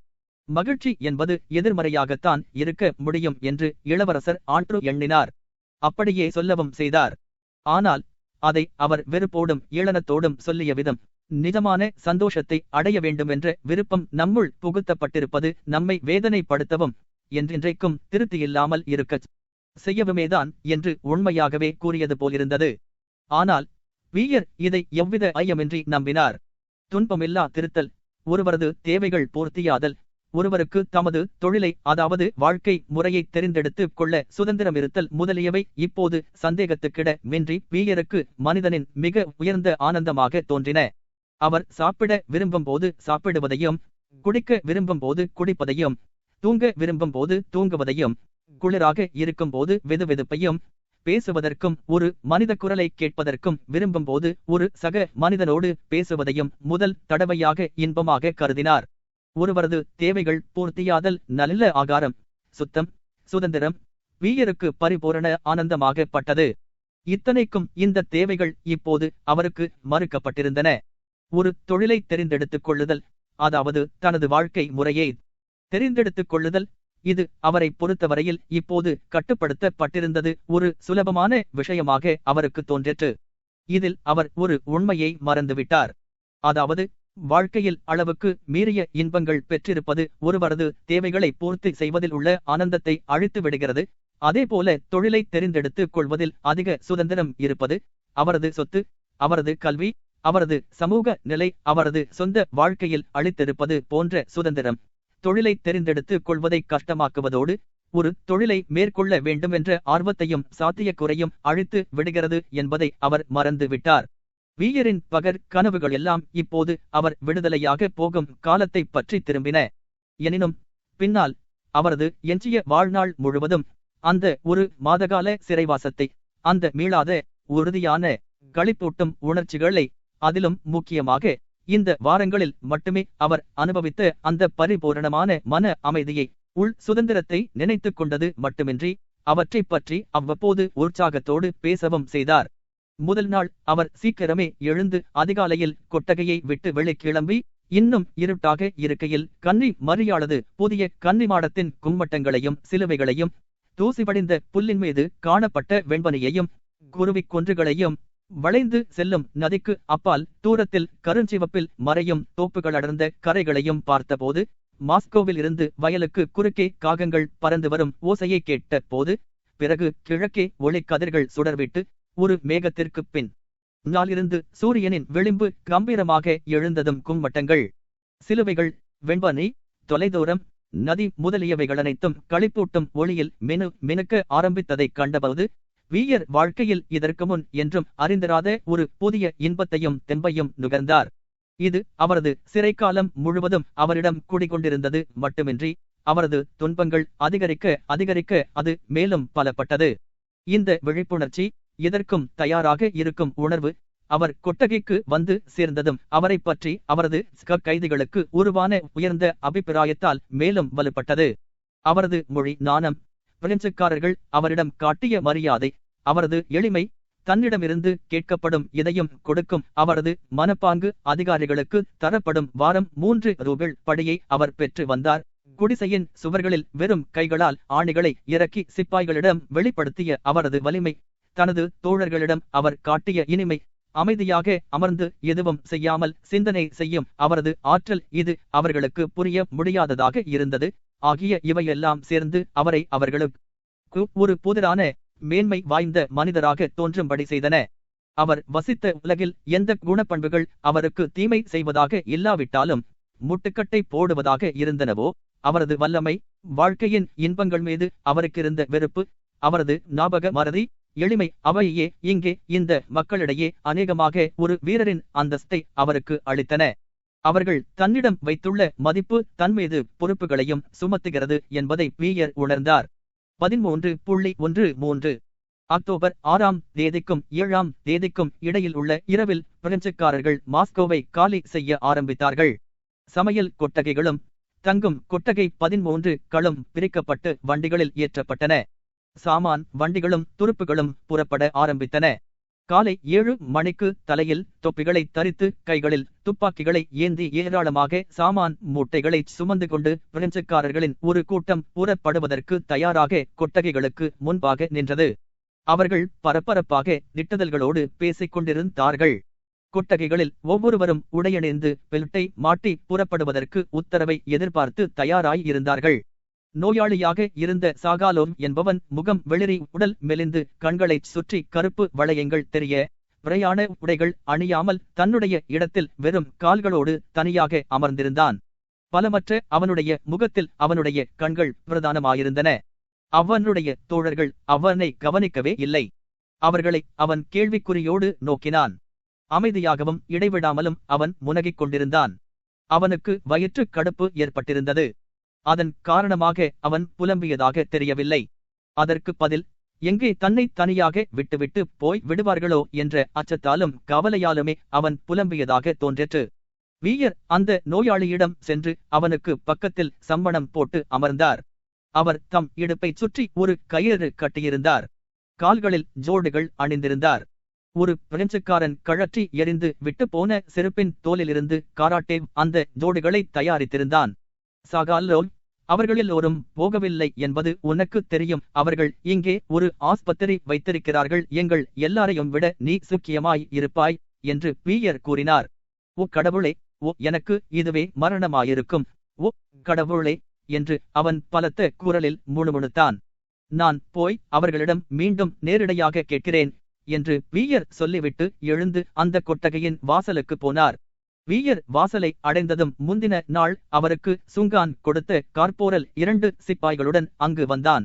அந்த காரிப்போரலும் சிப்பாய்களும் பிரயாணத்துக்கான உடைகளும் தொப்பிகளும் அணிந்து முதுகில் மூட்டைகளையும் கட்டிக்கொண்டிருந்தார்கள். அந்த கோலத்தில் அவர்களது பழக்கமான முகங்களே கூட மாறுதலான தோற்றத்தோடு விளங்கின. அந்த கார்போரல் தனக்கிடப்பட்ட உத்தரவுப்படி கொட்டகையின் கதவை மூடுவதற்கு வந்திருந்தான். அங்கிருக்கும் கைதிகள் வெளியேற்றுவதற்கு முன்னதாக அவர்களை அவன் எண்ணியாக வேண்டும். கார்போரல், அந்த நோயாளி விஷயமாக அவர்கள் என்ன செய்யப் போகிறார்கள் என்று வீயர் ஆரம்பித்தார். வீயர் பேசிக் கொண்டிருக்கும் போதே இந்த கார்போரல் தான் அறிந்தவன்தானா அல்லது வேறு யாராவது அந்நியனா என்று சந்தேகம் கொள்ள ஆரம்பித்தார். ஏனென்றால் அந்த சமயம் அவன் அப்படி மாறிப் போயிருந்தான். தவிரவும் வீயர் பேசிக் கொண்டிருந்த போது 2 பக்கங்களில் இருந்து திடீரென்று சமாரங்கள் முழங்குவதை கேட்டார். வீயரின் வார்த்தைகளை கேட்ட கார்ப்போரல் முகம் சுளித்து ஏதோ அர்த்தமற்ற தூஷணைகளை முணுமுணுத்துக் கொண்டே கதவை தடார் என்று மூடினார். கொட்டகை பாதி இருட்டாயிற்று. 2 பக்கங்களில் இருந்தும் கேட்ட சமாரங்களின் முழக்கம் அந்த நோயாளியின் புலம்பலை அமுக்கிவிட்டது. அதோ மீண்டும் அதோ என்று வீயர் தமக்குத் தாமே சொல்லிக் கொண்டார். அந்த கார்ப்போரலின் மாறிய முகத்தில், அவனது குரலின் தொனியில், அந்த சமாரங்களின் காது செவிடுபடும்படியான ஓசையில் மனிதர்கள் தங்களது விருப்பத்திற்கு விரோதமாக தங்களது சகோதர மனிதர்களை கொல்லும்படி நிர்பந்திக்கும் அந்த விபரீத பயங்கர சக்தியை இனம் கண்டுகொண்டார். மரண தண்டனைகளின் நிறைவேற்றத்தின் போது அந்த சக்தியின் பிரதிபலிப்பை அவர் கண்கூடாக பார்த்திருக்கிறார். அந்த சக்தியைக் கண்டு அஞ்சுவதோ அல்லது அதனிடமிருந்து தப்பியோட முயற்சிப்பதோ, அதன் கருவிகளாக செயல்படுவோர்களிடம் கெஞ்சுவதோ அல்லது அவர்களிடம் நியாயவாதம் பேசுவதோ பயனற்றதாகும். வீயர் இதை இப்போது அறிவார். ஒருவர் பொறுமையோடு அதை சகிக்க வேண்டும். அவர் மீண்டும் அந்த நோயாளியிடம் செல்லவில்லை. அவனை திரும்பி பார்க்கவுமில்லை. அதற்கு பதில் அந்த கொட்டகையின் வாசலில் அவர் முகம் சுளித்தவாறு நின்று கொண்டிருந்தார். கதவு திறக்கப்பட்டு கைதிகள் ஆட்டமந்தை போல நெருக்கி அடித்துக் கொண்டு வெளியே வந்தார்கள். வீயர் கூட்டத்தை விலக்கிக் கொண்டு முன்னே சென்றார். எந்த காப்டன் தனக்கு எதுவும் செய்வதற்கு தயாராக இருப்பதாக கார்ப்போரல் உறுதியாக கூறினானோ அந்த காப்டனை அணுகினார். அந்த காப்டனும் பிரயாண உடைகளிலேயே இருந்தார். வீயர் கார்ப்போரலின் வார்த்தைகளிலும் சமாரங்களின் ஓசையிலும் எதை இனம் கண்டுகொண்டாரோ அதையே காப்டனின் கனிவற்ற முகத்திலும் கண்டார். மேலே செல்லுங்கள், மேலே செல்லுங்கள் என்று அந்த காப்டன் தம்மை கடந்து செல்லும் கைதிகளை கடுமையாக கோபப்பார்வை பார்த்து கொண்டே கூறினார். வீயர் தமது முயற்சி பலனளிக்காது என்று தெரிந்தும் அவரிடம் சென்றார். என்ன விஷயம் என்று ஒரு கனிவற்ற குரலில், வீயரை அடையாளம் தெரிந்து கொள்ளாதவர் போல அந்த அதிகாரி கேட்டார். வீயர் அவரிடம் நோயாளியைப் பற்றி கூறினார். அவன் எப்படியாவது நடந்து வந்து விடுவான், மேலே செல்லுங்கள், மேலே செல்லுங்கள் என்று வீயரை பார்க்காமலேயே அந்த காப்டன் கூறினார். ஆனால் அவன் கொண்டிருக்கிறானே என்று வீயர் மீண்டும் ஆரம்பித்தார். தயவு செய்யும் லோட் என்று அந்த காப்டன் கோபமாக முகம் சுளித்து கத்தினான். திராமிடாடாடாம், தாம் தாம் லோட் என்று அந்த சமாரங்கள் முழங்கின. இந்த விந்தையான சக்திதான் இந்த மனிதர்களை பரிபூரணமாக ஆட்டிப்படைத்து வருகிறது என்பதை வீயர் புரிந்து கொண்டார். எனவே இதற்கு மேலாக பேசுவதில் பயனில்லை என்பதையும் அவர் தெரிந்து கொண்டார். யுத்த கைதிகளில் அதிகாரிகளாய் இருந்தவர்களை சிப்பாய்களில் இருந்து தனியாக பிரிந்து முன்னதாக நடக்கும்படி சொன்னார்கள். அதிகாரிகள் சுமார் 30 பேர் இருந்தார்கள். அவர்களில் வீயரும் ஒருவர். சிப்பாய் கைதிகள் சுமார் 300 பேர் இருந்தார்கள். மற்ற கொட்டகைகளில் இருந்து வந்த அதிகாரிகள் எல்லாரும் வீயருக்கு அறிமுகமில்லாதவர்களாக இருந்தார்கள். அவர்கள் அவரை விட நன்றாக உடையணிந்திருந்தார்கள். அவர்கள் அவரையும் அவரது தோடுகளையும் அவநம்பிக்கையோடு ஒரு அந்நியரை பார்ப்பது போல் பார்த்தார்கள். அவருக்கு சமீபத்தில் ஒரு தடித்த மேஜர் போய்க் கொண்டிருந்தார். அவரது முகம் விளறி உப்பிப்போய் கோபத்தோடு காட்சியளித்தது. அவர் காஜான் மேலங்கி அணிந்து அதைச் சுற்றி ஒரு சவுக்கத்தை இறுக்கமாக கட்டியிருந்தார். சகோதர கைதிகளின் மதிப்பை அவர் பெற்றிருந்தது தெரிந்தது. அவர் தமது ஒரு கையை மேலங்கியின் மார்பிற்குள் நுழைத்து அதில் புகையிலை பையை பிடித்திருந்தார். இன்னொரு கையில் தமது சுங்கானை கெட்டியாக பிடித்திருந்தார். அவர் மேல் மூச்சு கீழ் மூச்சு வாங்க ஒவ்வொருவரையும் பார்த்து முனகிக் கொண்டும் முணுமுணுத்து கொண்டுமிருந்தார். ஏனென்றால் தாம் நெருக்கி தள்ளப்படுவதாகவும் அவசரப்பட்டு செல்வதற்கு இடமில்லாமல் இருக்கும் போது அவர்கள் எல்லாம் அவசரப்படுவதாகவும் ஆச்சரியப்படுவதற்கு எதுவும் இல்லாமல் இருக்கும் போது அவர்கள் எல்லாம் ஆச்சரியப்படுவதாகவும் அவர் நினைத்தார். மெலிந்த குள்ளமான மற்றொரு அதிகாரி இப்போது தங்களை எங்கே அழைத்துச் செல்கிறார்கள் என்பதை பற்றியும் அன்றைய தினம் தாங்கள் எவ்வளவு தூரம் நடக்க முடியும் என்பதை பற்றியும் ஊகங்கள் வெளியிட்டவாறு ஒவ்வொருவரிடமும் பேசிக் கொண்டிருந்தார். கம்பளத்தாலான பூற்றுகளும் கமிஷனார் உடையும் அணிந்திருந்த ஒரு அதிகாரி இப்பக்கமும் அப்பக்கமுமாக ஓடி மாஸ்கோவின் இடிபாடுகளை உற்று நோக்கி இவையெல்லாம் எரிந்து போயின என்று தமக்கு தென்படுவதையும் அவை ஒவ்வொன்றும் அந்நகரின் எந்த பகுதி என்பதையும் உரக்க கூறிக்கொண்டிருந்தார். மூன்றாவது அதிகாரி ஒருவர் அவரது உச்சரிப்பில் இருந்து அவர் போலந்துகாரர் என்பது தெரிந்தது. மாஸ்கோ நகரின் பகுதிகளைப் பற்றி கமிஷனார் அதிகாரி கூறியவற்றை மறுத்து அவருடன் வாக்குவாதம் செய்து கொண்டிருந்தார். நீங்கள் எதற்காக வீணாக சர்ச்சை செய்து கொண்டிருக்கிறீர்கள் என்று அந்த மேஜர் கோபமாக கேட்டார். அது செயின்ட் சிக்கலஸ் கோவிலாய் இருந்தால் என்ன, அல்லது செயின்ட் பிளாசியஸ் கோவிலாய் இருந்தால் என்ன, அவையெல்லாம் எரிந்து போய்விட்டதை நீங்களே பார்க்கிறீர்கள். அதோடு அந்த விஷயம் முடிந்துவிட்டது. எதற்காக இப்படி நெருக்கி தள்ளிக் கொண்டிருக்கிறீர்கள்? ரஸ்தா போதுமானபடி அகலமாக இல்லையா என்று தம்மை நெருக்கவே செய்யாத தமக்கு பின்னால் இருந்த ஒரு மனிதரை திரும்பி பார்த்து வினவினார். ஓ ஓ ஓ அவர்கள் என்ன செய்துவிட்டார்கள் பார்த்தீர்களா என்று எரிந்து கருகிப்போன இடிபாடுகளை பார்த்து இங்குமங்குமாக கைதிகள் பேசிக் கொண்டது கேட்டது. ஆற்றுக்கு அக்கறையிலும் ஜுபாவாவிலும் கிரெம்ளினிலும் அதோ பாருங்கள், பாதிகூட மிஞ்சவில்லை. ஆம், நான் முன்னமேயே சொன்னேன், ஆற்றுக்கப்பால் வீடுகள் பூராவும் அழிந்துவிட்டன என்று. அப்படியேதான் நடந்திருக்கிறது லோட். நல்லது, அவை எரிந்து போய்விட்டதை பார்க்கிறீர்கள், பின்னர் அவற்றை பற்றி பேசி என்ன பயன் என்று அந்த மேஜர் கேட்டார். காமுவ்னிக்கி என்னும் இடத்தில் உள்ள மாதா கோவிலை மாஸ்கோவில் எரிக்கப்படாமல் இருந்த சில பகுதிகளில் இதுவும் ஒன்று. கடந்து சென்றபோது கைதிகள் அனைவரும் திடீரென்று எதையோ பார்த்து திடுக்கிட்டு போயினர். அவர்களிடமிருந்து பீதியும் வெறுப்பும் கலந்த கூறல்கள் கேட்டன. ஆ, துஷ்டர்கள், காட்டுமிராண்டிகள்! ஆம், செத்துதான் போனான், செத்துதான் போனான், அப்படித்தான் தெரிகிறது. மேலே எதையோ பூசியிருக்கிறார்கள். இந்த பிரலாப கூறல்கள் எழுவதற்கு காரணமாக இருந்த அந்த பொருள் காணப்பட்ட மாதா கோவிலை பீயரும் நெருங்கினார். மாதா கோவிலை சுற்றியுள்ள வேலையில் ஏதோ ஒன்று சாத்தி வைக்கப்பட்டிருந்தது அவருக்கு மங்கலாக தெரிந்தது. தம்மைவிட நன்றாக பார்த்த தமது தோழர்கள் சொன்னவற்றில் இருந்து அது வேலையின் மீது நேராக சாத்தி வைக்கப்பட்டிருந்த ஒரு மனிதனின் பிணம் என்பதை அவர் அறிந்து கொண்டார். அந்த பிணத்தின் முகத்தில் கரி பூசப்பட்டிருந்தது.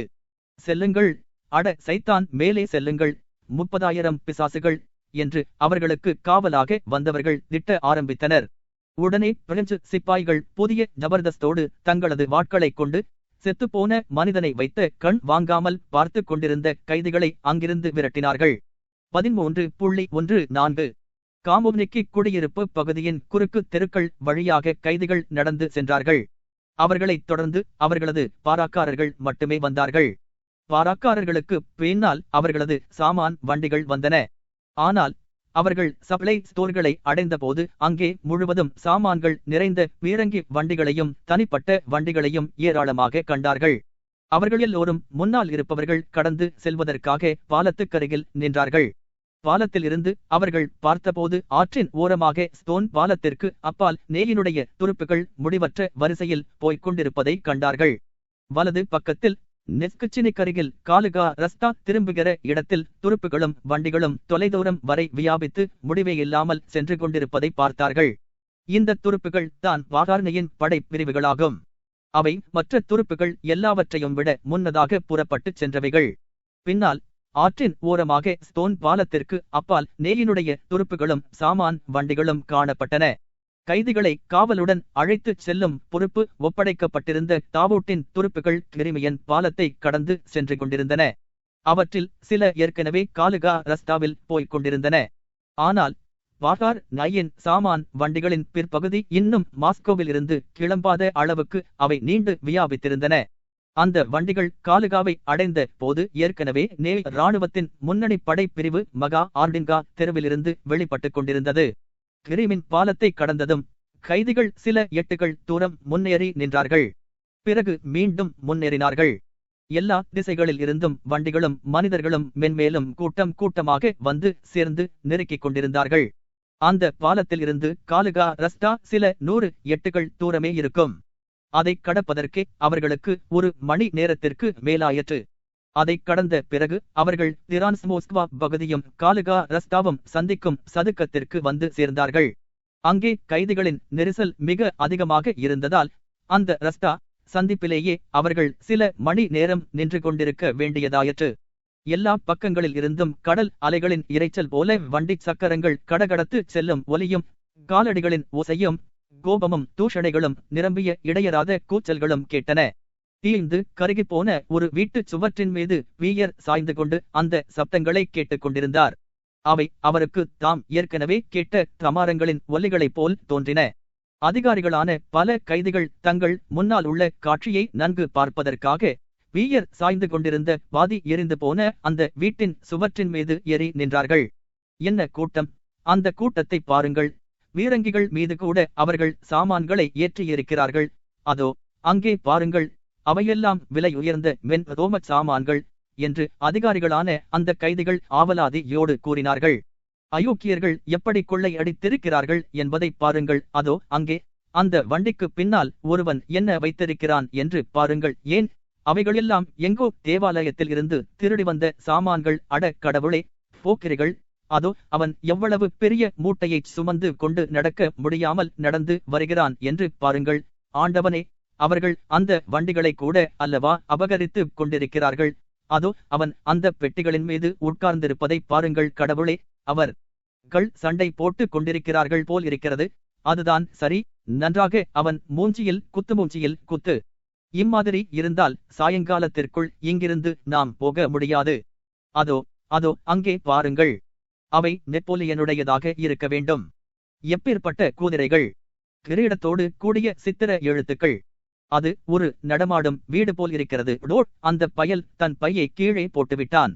ஆனால் அதை அவன் பார்க்கவில்லை. அதோ அவர்கள் மீண்டும் சண்டை போட ஆரம்பித்து விட்டார்கள். குழந்தையோடு ஒரு பெண் தென்படுகிறாள். அவளது தோற்றம் அப்படி ஒன்றும் மோசமில்லை. ஆம், நான் துணிந்து கூறுவேன், அப்படித்தான் அவர்கள் உங்களை விடப் போகிறார்கள். அதோ பாருங்கள், அதற்கு முடிவே இல்லை போலிருக்கிறது.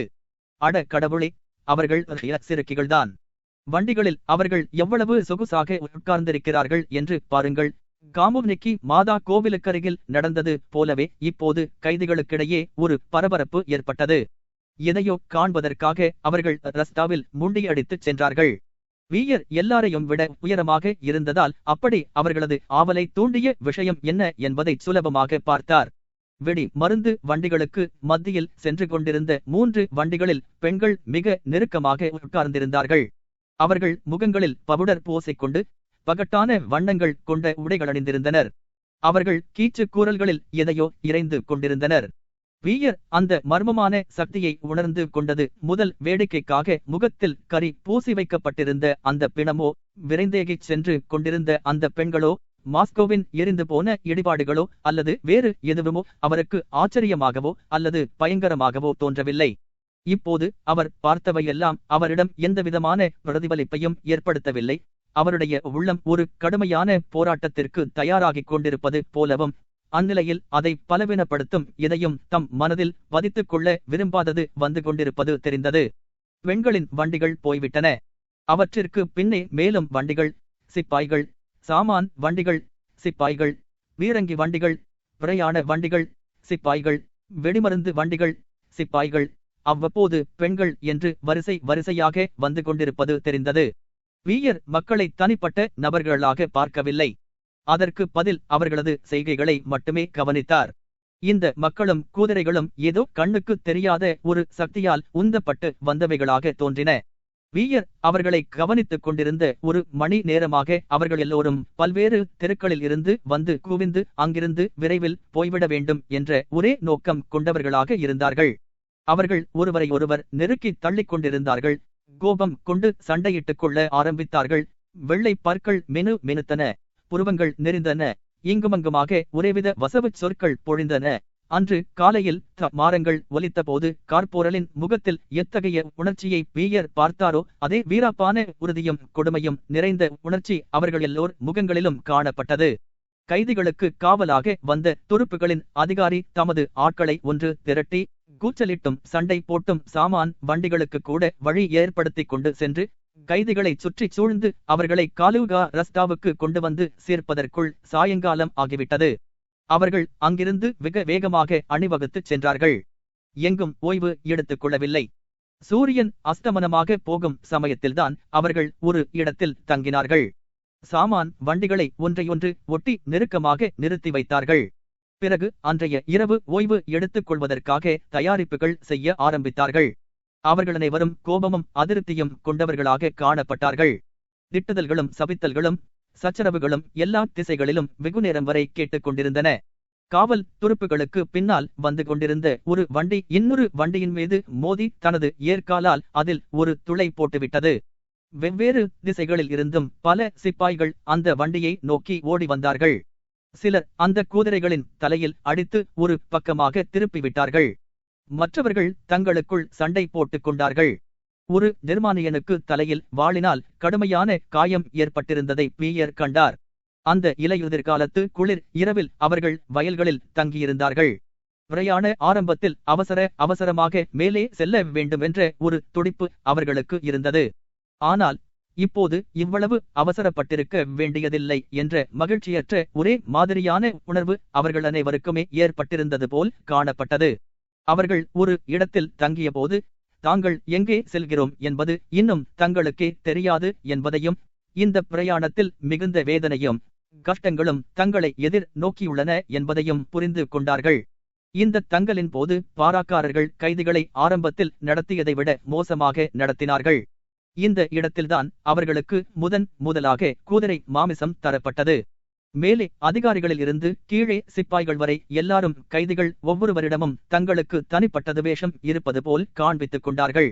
இது அவர்கள் முன்னர் நடந்து கொண்ட நட்புறவான முறைக்கு முற்றிலும் முரணானதாகவும் சற்றும் எதிர்பாராததாகவும் இருந்தது. இந்த துவேஷம் கைதிகளின் பெயர் பட்டியலை படித்து கணக்கிட்ட போது மேலும் அதிகரித்தது. ஏனென்றால் மாஸ்கோவை விட்டு புறப்பட்ட அவசர கோலத்தில் வயிற்றுவலி என்று பாசாங்கு செய்து ஒரு ருஷ்ய சிப்பாய் தப்பியோடிவிட்டான் என்பது இப்போது கண்டுபிடிக்கப்பட்டது. ஒரு ருஷ்ய சிப்பாய் ரஸ்தாவை விட்டு விலகிச் சென்றான் என்பதற்காக அவனை ஒரு பிரெஞ்சுக்காரன் கொடூரமாக அடித்ததை பியர் பார்த்தார். மேலும் ருஷ்ய சிப்பாய் தப்பியோடிவிட்டதற்காக ஒரு சின்ன அதிகாரியை இராணுவ நீதிமன்றத்தின் முன் விசாரணைக்கு கொண்டுவரப் போவதாக தமது நண்பரான கேப்டன் மிரட்டியதையும் பியர் கேட்டார். அந்த கைதி நோய்வாய் பட்டிருந்தான் என்றும் அவனால் நடக்க முடியாமல் இருந்ததென்றும் சின்ன அதிகாரி சமாதானம் கூறினார். அம்மாதிரி நடக்க முடியாதவர்களை சுட்டுவிட வேண்டும் என்பதுதான் உத்தரவு என்று கேப்டன் அதற்கு பதில் கூறினார். மரண தண்டனைகள் நிறைவேற்றப்பட்ட காலத்தில் தம்மை நசுக்கிய பயங்கர சக்தி தமது சிறைவாசத்தின் போது ஒன்றும் செய்யாமல் இப்போது மீண்டும் தம்மை பற்றி கொண்டதை அவர் உணர்ந்தார். அது பயங்கரமாக இருந்தது. ஆனால் அந்த பயங்கர சக்தி எந்த அளவுக்கு தம்மை நசுக்க முயற்சி செய்ததோ அந்த அளவுக்கு அதற்கு சம்பந்தமில்லாமல் ஒரு வாழ்க்கையின் சக்தி தம் உள்ளத்தில் வளர்ந்து வலுப்பெற்று வருவதை அவர் உணர்ந்தார். அவர் ரைதானிய சூப்பையும் குதிரை மாமிசத்தையும் இரவு உணவாக அருந்திய பிறகு தமது தோழர்களுடன் அளவளாவி உரையாடிக் கொண்டிருந்தார். பியரோ அவருடன் பேசிக் கொண்டிருந்தவர்களோ தாங்கள் மாஸ்கோவில் கண்டவற்றைப் பற்றியோ, பிரெஞ்சுக்காரர்கள் தங்களை மூர்க்கத்தனமாக நடத்தியது பற்றியோ, அல்லது தங்களை சுடும்படி வந்துள்ள உத்தரவை தங்களிடமேயே அறிவித்தது பற்றியோ ஒன்றும் பேசிக் கொள்ளவில்லை. தங்களது நிலைமை மோசமடைந்து வருவதற்கு எதிர் பிரதிபலிப்பாக அவர்களனை வரும் உற்சாகமாகவும் மகிழ்ச்சியோடும் காணப்பட்டனர். அவர்கள் தங்கள் சொந்த அனுபவங்களைப் பற்றியும் யுத்தத்தின் போது தாங்கள் கண்ட வேடிக்கைகள் பற்றியும் பேசிக் கொண்டனர். ஆனால் இப்போதைய நிலைமை பற்றி எதுவும் பேசாமல் தவிர்த்தனர். ஆதவன் அஸ்தமனமாகி வெகு நேரம் ஆயிற்று. வானத்தில் இங்கு மங்குமாக நட்சத்திரங்கள் பிரகாசித்துக் கொண்டிருந்தன. அப்போதுதான் எழுந்து கொண்டிருந்த பூரண சந்திரனின் செந்தணல் போன்ற ஒளிக்கீற்றுகள் அடிவானத்துக்கு மேலே படர்ந்து கொண்டிருந்தன. அந்த பெரிய சிவப்பு பந்து சாம்பல் வர்ண பனி மூட்டத்தில் விசித்திரமாக காணப்பட்டது. அதன் வெளிச்சம் வரவர அதிகரித்தது. மாலை நேரம் முடிந்து கொண்டிருந்தது. ஆனால் இன்னும் இரவு வரவில்லை. பியர் எழுந்து தமது புதிய தோழர்களை விட்டுவிட்டு ரஸ்தாவின் மறுபக்கத்திற்கு செல்வதற்கு கணப்பு மூட்டங்களிடையே நடந்து போனார். அங்கேதான் சாதாரண சிப்பாய்களை வைத்திருப்பதாக சொன்னார்கள். அவர்களிடம் பேசுவதற்கு அவர் விரும்பினார். ஆனால் ரஸ்தாவில் ஒரு பிரெஞ்சு பாராக்காரன் அவரை தடுத்து நிறுத்தி திரும்பி போகும்படி உத்தரவிட்டான். பியர் திரும்பிச் சென்றார். ஆனால் கணப்பு மூட்டங்களுக்கு பக்கத்தில் இருந்த தமது தோழர்களிடம் அவர் செல்லவில்லை. அதற்கு பதில் அவிழ்த்துவிடப்பட்டிருந்த ஒரு வண்டியை நோக்கிச் சென்றார். அங்கே யாரும் காணப்படவில்லை. அந்த இடத்தில் வண்டி சக்கரத்திற்கு பக்கத்தில் ஈரத்தரையில் கால்களை சம்மணம் போட்டுக் கொண்டு உட்கார்ந்தார். தலையை தொங்க போட்ட வண்ணம் சிந்தனையில் ஆழ்ந்து போய் வெகு நேரம் வரை ஆடாமல் அசையாமல் இருந்தார். பிறகு திடீரென்று தமக்கே உரிய முறையில் கள்ளங்கபடமற்று வாய்விட்டு கடகடவென்று சிரித்தார். அவரது பலத்த சிரிப்பை கேட்டு வெவ்வேறு பக்கங்களில் இருந்தவர்களும் அவர் பக்கமாக திரும்பி அவர் ஏன் இப்படி தமக்கு தாமே சிரித்துக் கொள்கிறார் என்று வியப்போடு பார்த்தனர். பியர் சிரித்தார். வெண்வருமாறு தமக்கு தாமே சப்தம் போட்டு சொல்லிக் கொண்டார். சிப்பாய் என்னை அங்கே போகவிடவில்லை. அவர்கள் என்னை கொண்டு போய் அடைத்தனர். என்னை சிறைப்படுத்தினர். என்னையா? எனது அழியாத ஆத்மாவையா? கண்களில் கண்ணீர் துளிர்க்கும் வரை அவர் சிரித்தார். இந்த வினோதமான பெரிய ஆசாமி ஏன் தமக்கு தாமே சிரித்துக் கொள்கிறார் என்பதை காண்பதற்காக ஒரு மனிதன் எழுந்து வந்தான். பியர் சிரிப்பை நிறுத்தி எழுந்தார். கேள்விக்குறியோடு வந்த அந்த மனிதனிடமிருந்து தூரமாக போய் சுற்றுமுற்றும் பார்த்தார். சற்று முன்னர் வரை கணப்பு மூட்ட ஒலிகளாலும் ஏராளமான மனித கூறல்களாலும் எதிரொலித்துக் கொண்டிருந்த அந்த பிரம்மாண்டமான முடிவற்ற முகாமில் இப்போது அமைதி நிலவ ஆரம்பித்தது. சிவந்த நெகிழ நெருப்புகள் படிப்படியாக வெளிரி அணைய ஆரம்பித்தன. மேலே வானத்தில் பூரண சந்திரன் பொலிந்து கொண்டிருந்தான். முகாமுக்கு அப்பால் இதற்கு முன் தெரியாமல் இருந்த காடுகளும் வயல்களும் இப்போது தூரத்தில் தெரிந்தன. இன்னும் தொலைவில் அந்த காடுகளுக்கும் வயல்களுக்கும் அப்பால் பிரகாசமாக ஒளிர்விடும் எல்லையற்ற தூரம் யாரையும் மயக்குவதாக இருந்தது. வீயர் வானத்தை நோக்கினார். வெகு தூரத்திற்கப்பால் கண் சிமிட்டிக் கொண்டிருக்கும் நட்சத்திரங்களை பார்த்தார். அவையெல்லாம் நான்தான், அவையெல்லாமே என்னுள் இருக்கின்றன, எல்லாமே நான்தான் என்று வீயர் நினைத்தார். அவையெல்லாவற்றையும் பிடித்து பலகைகளால் அடைக்கப்பட்ட ஒரு கொட்டகையில் போட்டு மூடிவிட்டார்கள். அவர் புன்னகை கொண்டு அங்கிருந்து புறப்பட்டு சென்று தமது தோழர்களுக்கு பக்கத்தில் தூங்குவதற்காக கீழே படுத்தார். 13.15 அக்டோபரின் ஆரம்ப நாட்களில் சமாதானம் செய்து கொள்வதற்காக நெப்போலியனிடமிருந்து ஒரு கடிதத்தோடு மற்றொரு தூதர் குட்டஜோவிடம் வந்தார். அந்த சமயம் நெப்போலியன் காலுகா ரஸ்தாவில் குட்டஜோவின் முகாமுக்கு சமீபத்திலேயே இருந்த போதிலும் அந்த 15 கடிதம் தவறாக மாஸ்கோ தேதியிட்டிருந்தது. முன்பு லாரிங்டன் கொண்டு வந்த கடிதத்திற்கு எப்படி பதிலளித்தாரோ அப்படியோ இப்போதும் சமாதானம் செய்து கொள்ளும் பிரச்சினைக்கு இடமில்லை என்று குட்டஜோவ் பதிலளித்தார். இதற்கு பிறகு சீக்கிரமே தாராமிடினோவுக்கு இடது பக்கத்தில் செயல்பட்டுக் கொண்டிருந்த தாராகாவினுடைய கொரில்லா படையிடமிருந்து ஒரு செய்தி கிடைத்தது. வீரசியருடைய படைப்பிரிவு பார்மைன்ஸ் என்னுமிடத்தில் காணப்பட்டதாகவும் அதுவும் ஏனைய பிரெஞ்சு இராணுவத்தில் இருந்து தனித்து காணப்பட்டதாகவும், எனவே அதை சுலபமாக அழித்துவிடலாம் என்றும் அந்த செய்தி கூறிற்று. சிப்பாய்களும் அதிகாரிகளும் உடனே நடவடிக்கையில் இறங்க வேண்டுமென்று மீண்டும் கோரினார். இராணுவ தலைமை பீடத்தில் இருந்த ஜெனரல்களும் தாராமிடினோவில் சுலபமாக கிட்டிய வெற்றி நினைவால் தூண்டப்பட்டு தாராகாவின் யோசனையை நிறைவேற்றும்படி வற்புறுத்தினர். ஆனால் குட்டஜோவோ எத்தகைய தாக்குதலுக்குமே அவசியமில்லை என்று கருதினார். கடைசியில் தவிர்க்க முடியாதபடி அவர்களுக்குள் ஒரு சமரசம் ஏற்பட்டது. அதன்படி வீரசியரை தாக்குவதற்கு பார்மைன்ஸ்க்கு ஒரு சிறு படைப்பிரிவு அனுப்பி வைக்கப்பட்டது. ஒரு விந்தையான உடனிகழ்ச்சியாக மிகவும் கஷ்டமும் முக்கியமானதுமான இந்த பணி டாக்டோராவிடம் ஒப்படைக்கப்பட்டது. டாக்டோரா அடக்கமும் பணிவுமுள்ளவர், உறுதியும் தெளிவுமற்றவர் என்று கருதப்படுபவர். அவர் போர் திட்டங்கள் தயாரித்துக் கொண்டிருந்தார் என்றோ, படைப்பிரிவுகளின் முன்னால் இங்குமங்குமாக ஓடியாடிக் கொண்டிருந்தார் என்றோ, வீரங்கிகள் மீது சிலுவை குறிகளை பொழிந்து கொண்டிருந்தார் என்றோ யாரும் அவரை பற்றி நம்மிடம் வர்ணனை செய்யவில்லை. எனினும் ரஷ்ய பிரெஞ்சு யுத்தங்களில் ஆஸ்டர்லிட்ஸில் இருந்து 1813 ஆண்டு வரை எங்கெல்லாம் நிலைமை கடுமையாக இருந்ததோ அங்கெல்லாம் அவர் சேனைகள் நடத்திச் சென்றதை காண்கிறோம். ஆஸ்டர்லிட்ஸில் எல்லோரும் பின்வாங்கி ஓடிக்கொண்டிருந்தனர். பலர் செத்துக் கொண்டிருந்தனர். பக்கவாட்டில் ஒரு ஜெனரல் கூட காணப்படவில்லை. அப்போது டாக்டோராம் தான் ஆகஸ்ட் அணையில் கடைசி வரை நிலைத்து இருந்து படைகளை அணி திரட்டி முடிந்தவரை பாதுகாத்து நின்றார். ஜூரத்தால் அவதிப்பட்டு கொண்டிருந்த நிலையிலும் அவர் நெப்போலியனின் முழு இராணுவத்தையும் எதிர்த்து ஸ்மாலென்ஸ் நகரை பாதுகாப்பதற்காக 20,000 பேர்களுடன் சென்றார். ஸ்மாலென்ஸ்கில் மாலக்கோவ் வாயிலில் ஜுர வேகத்தில் சற்று கண்ணயர்ந்தாரோ இல்லையோ அதற்குள் நகரம் பீரங்கியால் தாக்கப்படும் சப்தம் கேட்டு விழித்துக் கொண்டார். அன்றைய தினம் பூராவும் ஸ்மாலென்ஸ் எதிரியின் தாக்குதலை சமாளித்து நின்றது. பாராடினோ போரில் வாக்ரேஷன் கொல்லப்பட்ட போது நமது இடது பக்கவாட்டு ஆட்களில் 10-9 பங்கு பேர் செத்து மடிந்துவிட்ட போது எஞ்சியிருந்தவர்கள் மீதும் பிரெஞ்சுக்காரர்கள் தங்களது பீரங்கி படையை முழு பலத்தோடு திருப்பிவிட்ட போது அங்கு அனுப்பப்பட்டவர் இதே உறுதியும் தெளிவுமற்ற டாக்டோராம் தான். அதிலும் குட்டஜோவ் முதலில் அங்கு வேறு யாரையோ அனுப்பி வைத்தார். பிறகு அவசரமாக அந்த தவறை திருத்திக் கொண்டார். அடக்கமும் பணிவுமுள்ள டாக்டோராம் தான் அங்கு சென்றார். பாராடினோவும் ரஷ்ய இராணுவத்திற்கு மிகுந்த புகழை ஈட்டித் தந்தது. இத்தனையோ வீரர்களைப் பற்றி நம்மிடம் சொற்பெருக்கும் கவிதை மழையும் பொழியப்பட்டுள்ளன. ஆனால் டாக்டோராவை பற்றி தப்பித் தவறியும் ஒரு வார்த்தைகள் கூறப்பட்டதில்லை. இப்போது பார்மைன்ஸ்க்கும் அங்கிருந்து மாலோ யாரோஸ்லாவிட்ஸுக்கும் அனுப்பப்பட்டவர் கூட டாக்டோராம் தான். இங்குதான் பிரெஞ்சுக்காரர்களுடன் கடைசி சண்டை நடைபெற்று பிரெஞ்சு இராணுவம் சிதைந்து சின்னபின்னமாக ஆரம்பித்தது. அந்த போர் நடவடிக்கையில் சம்பந்தப்பட்டவர்கள் என்று பல வீரர்களும் மேதைகளும் நம்மிடம் அறிமுகப்படுத்தப்படுகிறார்கள். ஆனால் டாக்டோராவை பற்றி பேச்சு மூச்சில்லை அல்லது ஒப்புக்கு 1-2 கூறப்படுகிறது. அதுவும் சந்தேகத்துக்கிடமான முறையில் கூறப்படுகிறது. டாக்டோராவை பற்றி சாதிக்கப்படும் இந்த முனமே அவரது மதிப்புக்கு தகைமைக்கு ஒரு திட்ட தெளிவான சான்றாக விளங்குகிறது. இயந்திரம் எப்படி இயங்குகிறது என்பதை அறியாத ஒருவன் ஒரு சிராய் தற்செயலாக அதில் விழ, அப்படி விழுந்த அந்த சிராய் இங்குமங்குமாக அல்லாடி இயந்திரத்தின் போக்கை தடைப்படுத்த, அதை பார்த்து இந்த சிராய்தான் இயந்திரத்தின் மிக முக்கியமான உறுப்பு என்று நினைப்பது இயல்பு. இயந்திரத்தின் அமைப்பு தெரியாத அவன் எல்லாவற்றையும் இணைத்து அமைதியாக சுழன்று கொண்டிருக்கும் ஒரு சின்ன பல் சக்கரம்தான் அந்த இயந்திரத்தின் மிக முக்கிய உறுப்பே தவிர, இயந்திரத்திற்கு ஒரு செய்து அதன் ஓட்டத்தை தடைப்படுத்தும் சிராய் அல்ல என்பதை நினைத்து பார்க்க முடியாது. அக்டோபர் 10ஆம் தேதி டாக்டோராம் பார்மென்ஸ்க்கு பாதி தூரத்தில் அரிஸ்டோவோ என்னும் கிராமத்தில் தங்கி தமக்கு தரப்பட்ட உத்தரவை விசுவாசத்தோடு நிறைவேற்ற தயார் செய்து கொண்டிருந்தார்.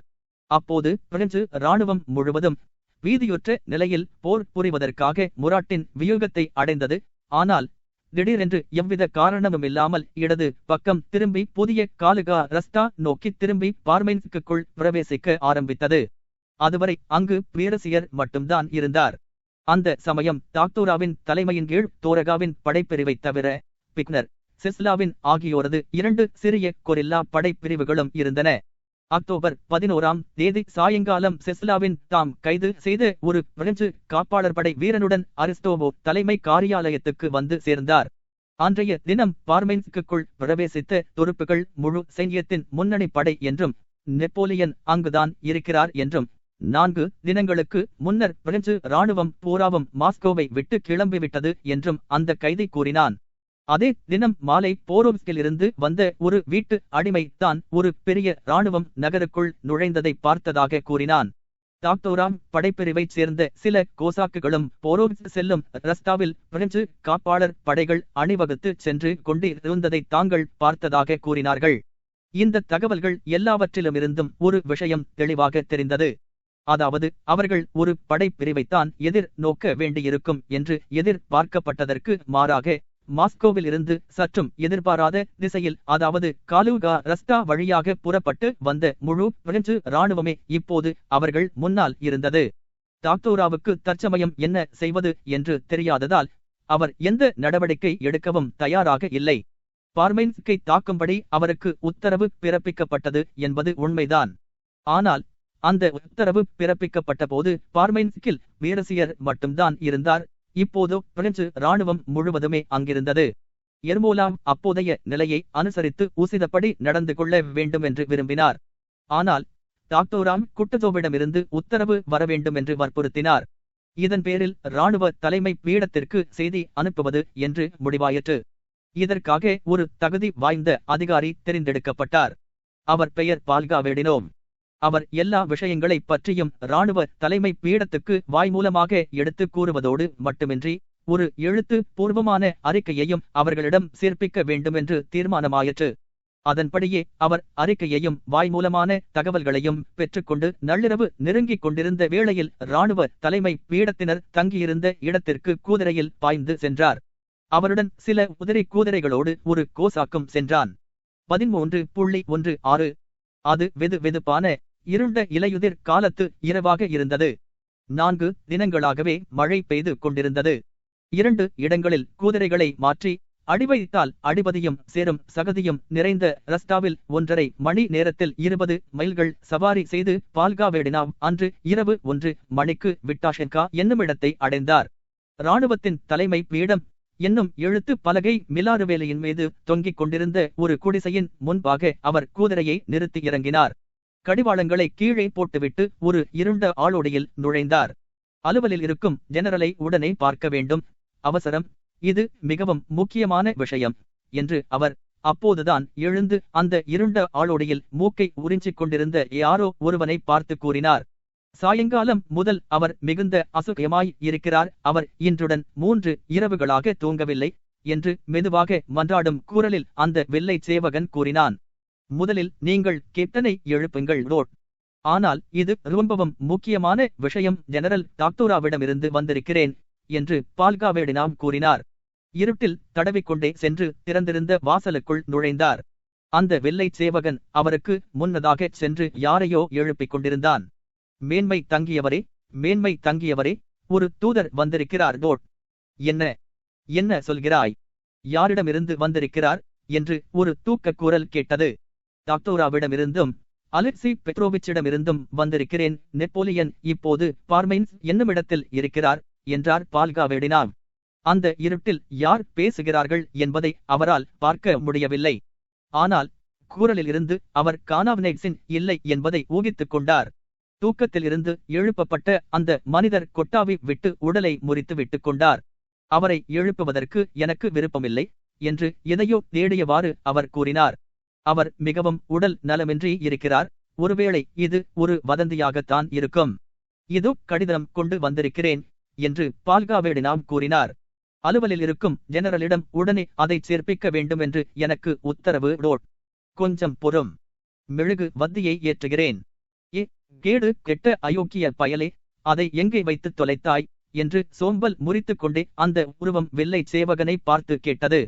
அந்த உருவம் யாருமல்ல, கானாவ்னேட்ஸினின் உதவியாளரான ஷெர்பைனின் தான். அகப்பட்டுவிட்டது என்று அவர் மேலும் கூறினார். வெள்ளைச்சேவகன் நெருப்பு உண்டு பண்ணிக் கொண்டிருந்தான். ஷெர்பைனின் அந்த விளக்கு தண்டில் எதையோ தேடிக் கொண்டிருந்தார். ஓ, ஆபாசமான மிருகங்கள் என்று அவர் வெறுப்போடு கூறினார். நெருப்பு உண்டு பண்ணிய போது ஏற்பட்ட தீப்பொறிகளில் விளக்கு தண்டை பிடித்துக் கொண்டிருந்த ஷெர்பைனின் இளமை ததும்பும் முகத்தையும் இன்னும் தூங்கிக் கொண்டிருந்த மற்றொரு மனிதருடைய முகத்தையும் பால்காவேடினாவ் பார்த்தார். அவர்தான் கானாவ்னேட்ஸின்.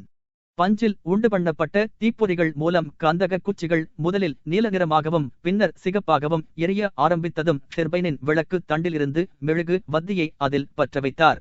உடனே அதுவரை மெழுகு வத்தியை அரித்து தின்னு கொண்டிருந்த கரப்பான் பூச்சிகள் ஓட்டமெடுத்தன. விளக்கை ஏற்றியதும் ஷெர்பைனின் தூதரை பார்த்தார். பால்காவேடினோவின் உடம்பு பூராவும் சேராக இருந்தது. தமது சட்டை கையால் முகத்தை துடைத்து அங்கும் சேற்றை பூசிக் கொண்டிருந்தார். கடிதம் யார் அனுப்பியது என்று வினவியவாறே ஷெர்பைனின் உரையை வாங்கினார். தகவல் நம்பகமானது என்றார் பால்காவேடினாவ். கைதிகள், கோசாக்குகள், வேவுகாரர்கள் முதலிய எல்லாரும் இதே தகவலைத்தான் கூறுகிறார்கள் டோட். இதில் நாம் செய்வதற்கு ஒன்றுமில்லை, அவரை எழுப்புவோம் என்று ஷெர்பைனின் கூறிவிட்டு எழுந்து தலையில் இரவு குல்லாயோடு ஒரு பெரிய சட்டையை போர்த்தி படுத்துக் கொண்டிருந்த மனிதரிடம் சென்றார். பீட்டர் பெட்ரோவிச் என்று அவர் அழைத்தார். கானாவ்னேட்ஸின் அசைந்து கொடுக்கவில்லை. இராணுவத்தின் தலைமை பீடத்திற்கு இந்த கடிதம் வந்திருக்கிறது என்று அவர் புன்முறுவலோடு கூறினார். இந்த வார்த்தைகள் நிச்சயமாக கானாவ்னேட்ஸினை எழுப்பும் என்பது அவருக்கு தெரியும். உண்மைதான். குல்லா அணிந்திருந்த தலை உடனே உயர்ந்தது. துரத்தால் சிவந்து போன கன்னங்கள் கொண்ட கானாவ்னேட்ஸினுடைய அழகிய முகத்தில் தற்போதைய விவகாரங்களில் இருந்து விடுபட்டு தொலை தூரத்தில் கற்பனை உலகில் சஞ்சரிக்கும் ஒரு தோற்றம் ஒரு வினாடி நிலைத்து நின்றது. ஆனால் மறு வினாடி அவர் தம் உணர்வடைந்தார். அவரது முகத்தில் வழக்கமான அமைதியும் உறுதியும் கூடிக்கொண்டன. நல்லது, என்ன விஷயம், யாரிடமிருந்து கடிதம் வந்திருக்கிறது என்று அவர் சட்டென்று ஆனால் அவசரப்படாமல் கேட்டார். வெளிச்சத்தை பார்த்து திண்ட விழித்தார்.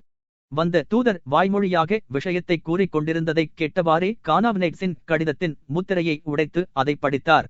படித்தும் படிக்காததற்குள்ளேயே உல்லன் மேஜோடுகள் அணிந்திருந்த தமது கால்களை தரையில் ஊன்றி பூற்றுகள் அணிந்து கொள்ள ஆரம்பித்தார். பிறகு இரவு குல்லாவை எடுத்துவிட்டு கன்ன பொட்டுகளுக்கு மேல் தலைமயரை சீவி விட்டுக்கொண்டு தமது தொப்பியை அணிந்து கொண்டார். இங்கே நீர் விரைவாக வந்துரா, வாரும், நாம் மேன்மை தங்கியவரிடம் போவோம் டோட். இப்போது கொண்டுவரப்பட்டுள்ள செய்தி மிகவும் முக்கியத்துவம் வாய்ந்தது என்பதையும் இந்த சமயத்தில் நேரத்தை வீணாக்கக்கூடாது என்பதையும் கானாவ்னேட்ஸின் உடனே புரிந்து கொண்டார். செய்தி நல்ல செய்தியா அல்லது கெட்ட செய்தியா என்பது பற்றி அவர் சிந்திக்கவோ அல்லது அதில் கருத்து செலுத்தவோ இல்லை. அதில் அவருக்கு சிரத்தையுமில்லை. முழு யுத்த விவகாரமும் தமது புத்திசாலித்தனத்தாலோ அல்லது பகுத்தறிவாலோ நடக்கவில்லை என்றும் அதற்கு பதில் வேறு ஏதோ ஒன்றால் நடக்கிறது என்றும் அவர் கருதினார். எல்லாம் நல்ல விதமாக முடியும் என்னும் வெளியில் சொல்ல முடியாத ஒரு ஆழமான உறுதி அவருள் கூடிக்கொண்டிருந்தது. ஆனால் யாரும் அதை நம்பிக்கொண்டிருக்க கூடாது என்றும் அதை பற்றி பேசக்கூடாது என்றும் அதற்கு பதில் தங்கள் காரியத்தில் மட்டுமே கண்ணாக இருக்க வேண்டும் என்றும் அவர் அபிப்பிராயப்பட்டார். அவ்விதமே தமது சக்தி முழுவதையும் ஈடுபடுத்தி தம் பணியை முறையோடு செய்யவும் செய்தார். தாக்தோராவைப் போலவே பீட்டர் பெட்ரோவிச்சும் ஏதோ ஒரு நியதிக்காகவே வாரவிளைக்களும் ராயேவ்ஸ்கிகளும் எர்மோலாம்களும் பிளாட்டாம்களும் மிலாராடாவிட்களும் நிறைந்த 1812 வருட வீரர்கள் பட்டியலில் சேர்க்கப்பட்டதாக தோன்றுகிறது. தாக்தோராவைப் போலவே அவரும் மிகவும் குறைந்த ஆற்றலும் விஷயஞானமும் படைத்தவர் என்று கருதப்பட்டவர். டாக்டோராவைப் போலவே அவரும் ஒரு போதும் போர்முனை திட்டங்கள் தீட்டியதில்லை. அதற்கு பதில் எங்கெல்லாம் நிலைமை மிகவும் மோசமாக இருக்கிறதோ அங்கெல்லாம் அவர் எப்போதும் காணப்பட்டார். அவர் அலுவலில் இருக்கும் ஜெனரலாக நியமிக்கப்பட்டிருந்ததால் எப்போதும் கதவை திறந்து வைத்துக் கொண்டே தூங்கினார். தூதுவர் யார் வந்தாலும் தம்மை எழுப்பும்படி உத்தரவிட்டிருந்தார். போர் முனையில் அவர் எப்போதும் குண்டு மழையின் முன்னால் நின்றார். இதற்காக குட்டதோம் அவரை கடிந்து கொண்டார். அவரை போர்முனைக்கு அனுப்புவதற்கு அஞ்சினார். டாக்டோராவைப் போலவே கானாவனைட்ஸினும் கவனிக்கப்படாமலும் கழ்பட என்று ஓசையில்லாமலும் இயந்திரத்தின் மிகவும் அத்தியாவசியமான உறுப்பாக இருக்கும் பல் சக்கரங்களில் ஒன்றாக விளங்கினார். அந்த குளிர்ந்த இருண்ட இரவில் குடிசையை விட்டு வெளியே வந்த போது கானாவனைட்ஸின் முகம் சுளித்தார். அந்த முகச் சுளிப்புக்கு அவரது தலைவலி அதிகரித்தது ஒரு பகுதி காரணமாக இருந்தது. இந்த செய்தியை கேட்டு இராணுவ தலைமை பீடத்தில் உள்ள மேலிட கனவான்கள் எல்லோரும் எப்படி பரபரப்படைவார்கள். அதிலும் முக்கியமாக தாராவிடினோ யுத்தத்தில் இருந்து குட்டதோவிடம் பிணக்கு கொண்டிருக்கும் பெனிக்சன் எப்படி பரபரப்படைவார். இன்னும் அவர்கள் எவ்விதம் ஆளுக்கொரு யோசனை கூறுவார்கள், ஒருவரோடொருவர் சச்சரவிட்டுக் கொள்வார்கள், உத்தரவுகள் பிறப்பிப்பார்கள், பிறகு அவற்றை அழிப்பார்கள் என்னும் மகிழ்ச்சியற்ற எண்ணம் இன்னொரு பகுதி காரணமாக இருந்தது. இவையெல்லாம் அவருக்கு உடன்பாடில்லை. ஆனால் இதில் அவர் எதுவும் செய்ய இயலாதவராக இருந்தார். உண்மையில் இந்தச் செய்தியை தாலிடம் தெரிவித்தபோது அவர் உடனே தமது ஜாகையில் தங்கியுள்ள இன்னொரு ஜெனரலிடம் தமது திட்டங்களை விவரிக்க ஆரம்பித்துவிட்டார். இவற்றை அலுப்பம் சலிப்பம் கொண்ட மிளனத்தோடு கேட்டுக் கொண்டிருந்த கானாவனைட்ஸின் தாங்கள் மேன்மை தாங்கியவரை பார்ப்பதற்கு போக வேண்டும் என்பதை நினைவுபடுத்திய பிறகுதான் தால் தமது பேச்சை நிறுத்தினார். 13.17 எல்லா முதியவர்களையும் போலவே குட்டதோவும் இரவில் அதிகமாக தூங்குவதில்லை. எதிர்பாராத விதமாக அவர் அடிக்கடி பகலில் நித்திரை செய்வார். ஆனால் இரவில் இராணுவ உடுப்புகளை களையாமலேயே படுக்கையில் படுத்து எதையோ சிந்தித்தவாறு விழித்துக் கொண்டிருப்பார். இப்போதும் அப்படித்தான் அவர் தமது பெரிய கனத்த தழும்புகள் நிறைந்த தலையை உருண்டு திரண்ட தமது கையின் மீது வைத்து படுத்து ஒரு கண்ணை திறந்தவாறு சிந்தித்த வண்ணம் இருட்டை உற்று பார்த்து கொண்டிருந்தார். சக்கரவர்த்தியுடன் கடித போக்குவரத்து நடத்தியவரும் இராணுவ தலைமை பீடத்தில் உள்ள மற்றவரையும் விட அதிக செல்வாக்கு வாய்ந்தவருமான பெனிக்சன் தம்மை தவிர்க்க ஆரம்பித்ததால் தாமும் தமது துருப்புகளும் பயனற்ற வலுத்தாக்குதல் நடவடிக்கைகளில் கூதிக்க வேண்டிய நிர்பந்தம் இருக்காது என்று குட்டதோம் மன நிம்மதியடைந்தார். தாராவிடினோ போரின் படிப்பினையும் அதற்கு முந்தின தினம் நடைபெற்ற வேதனையளிக்கும் சம்பவங்களும் மற்றவர்களிடமும் ஏதாவது பிரதிபலிப்பை ஏற்படுத்தியிருக்க வேண்டுமென்று அவர் நினைத்தார்.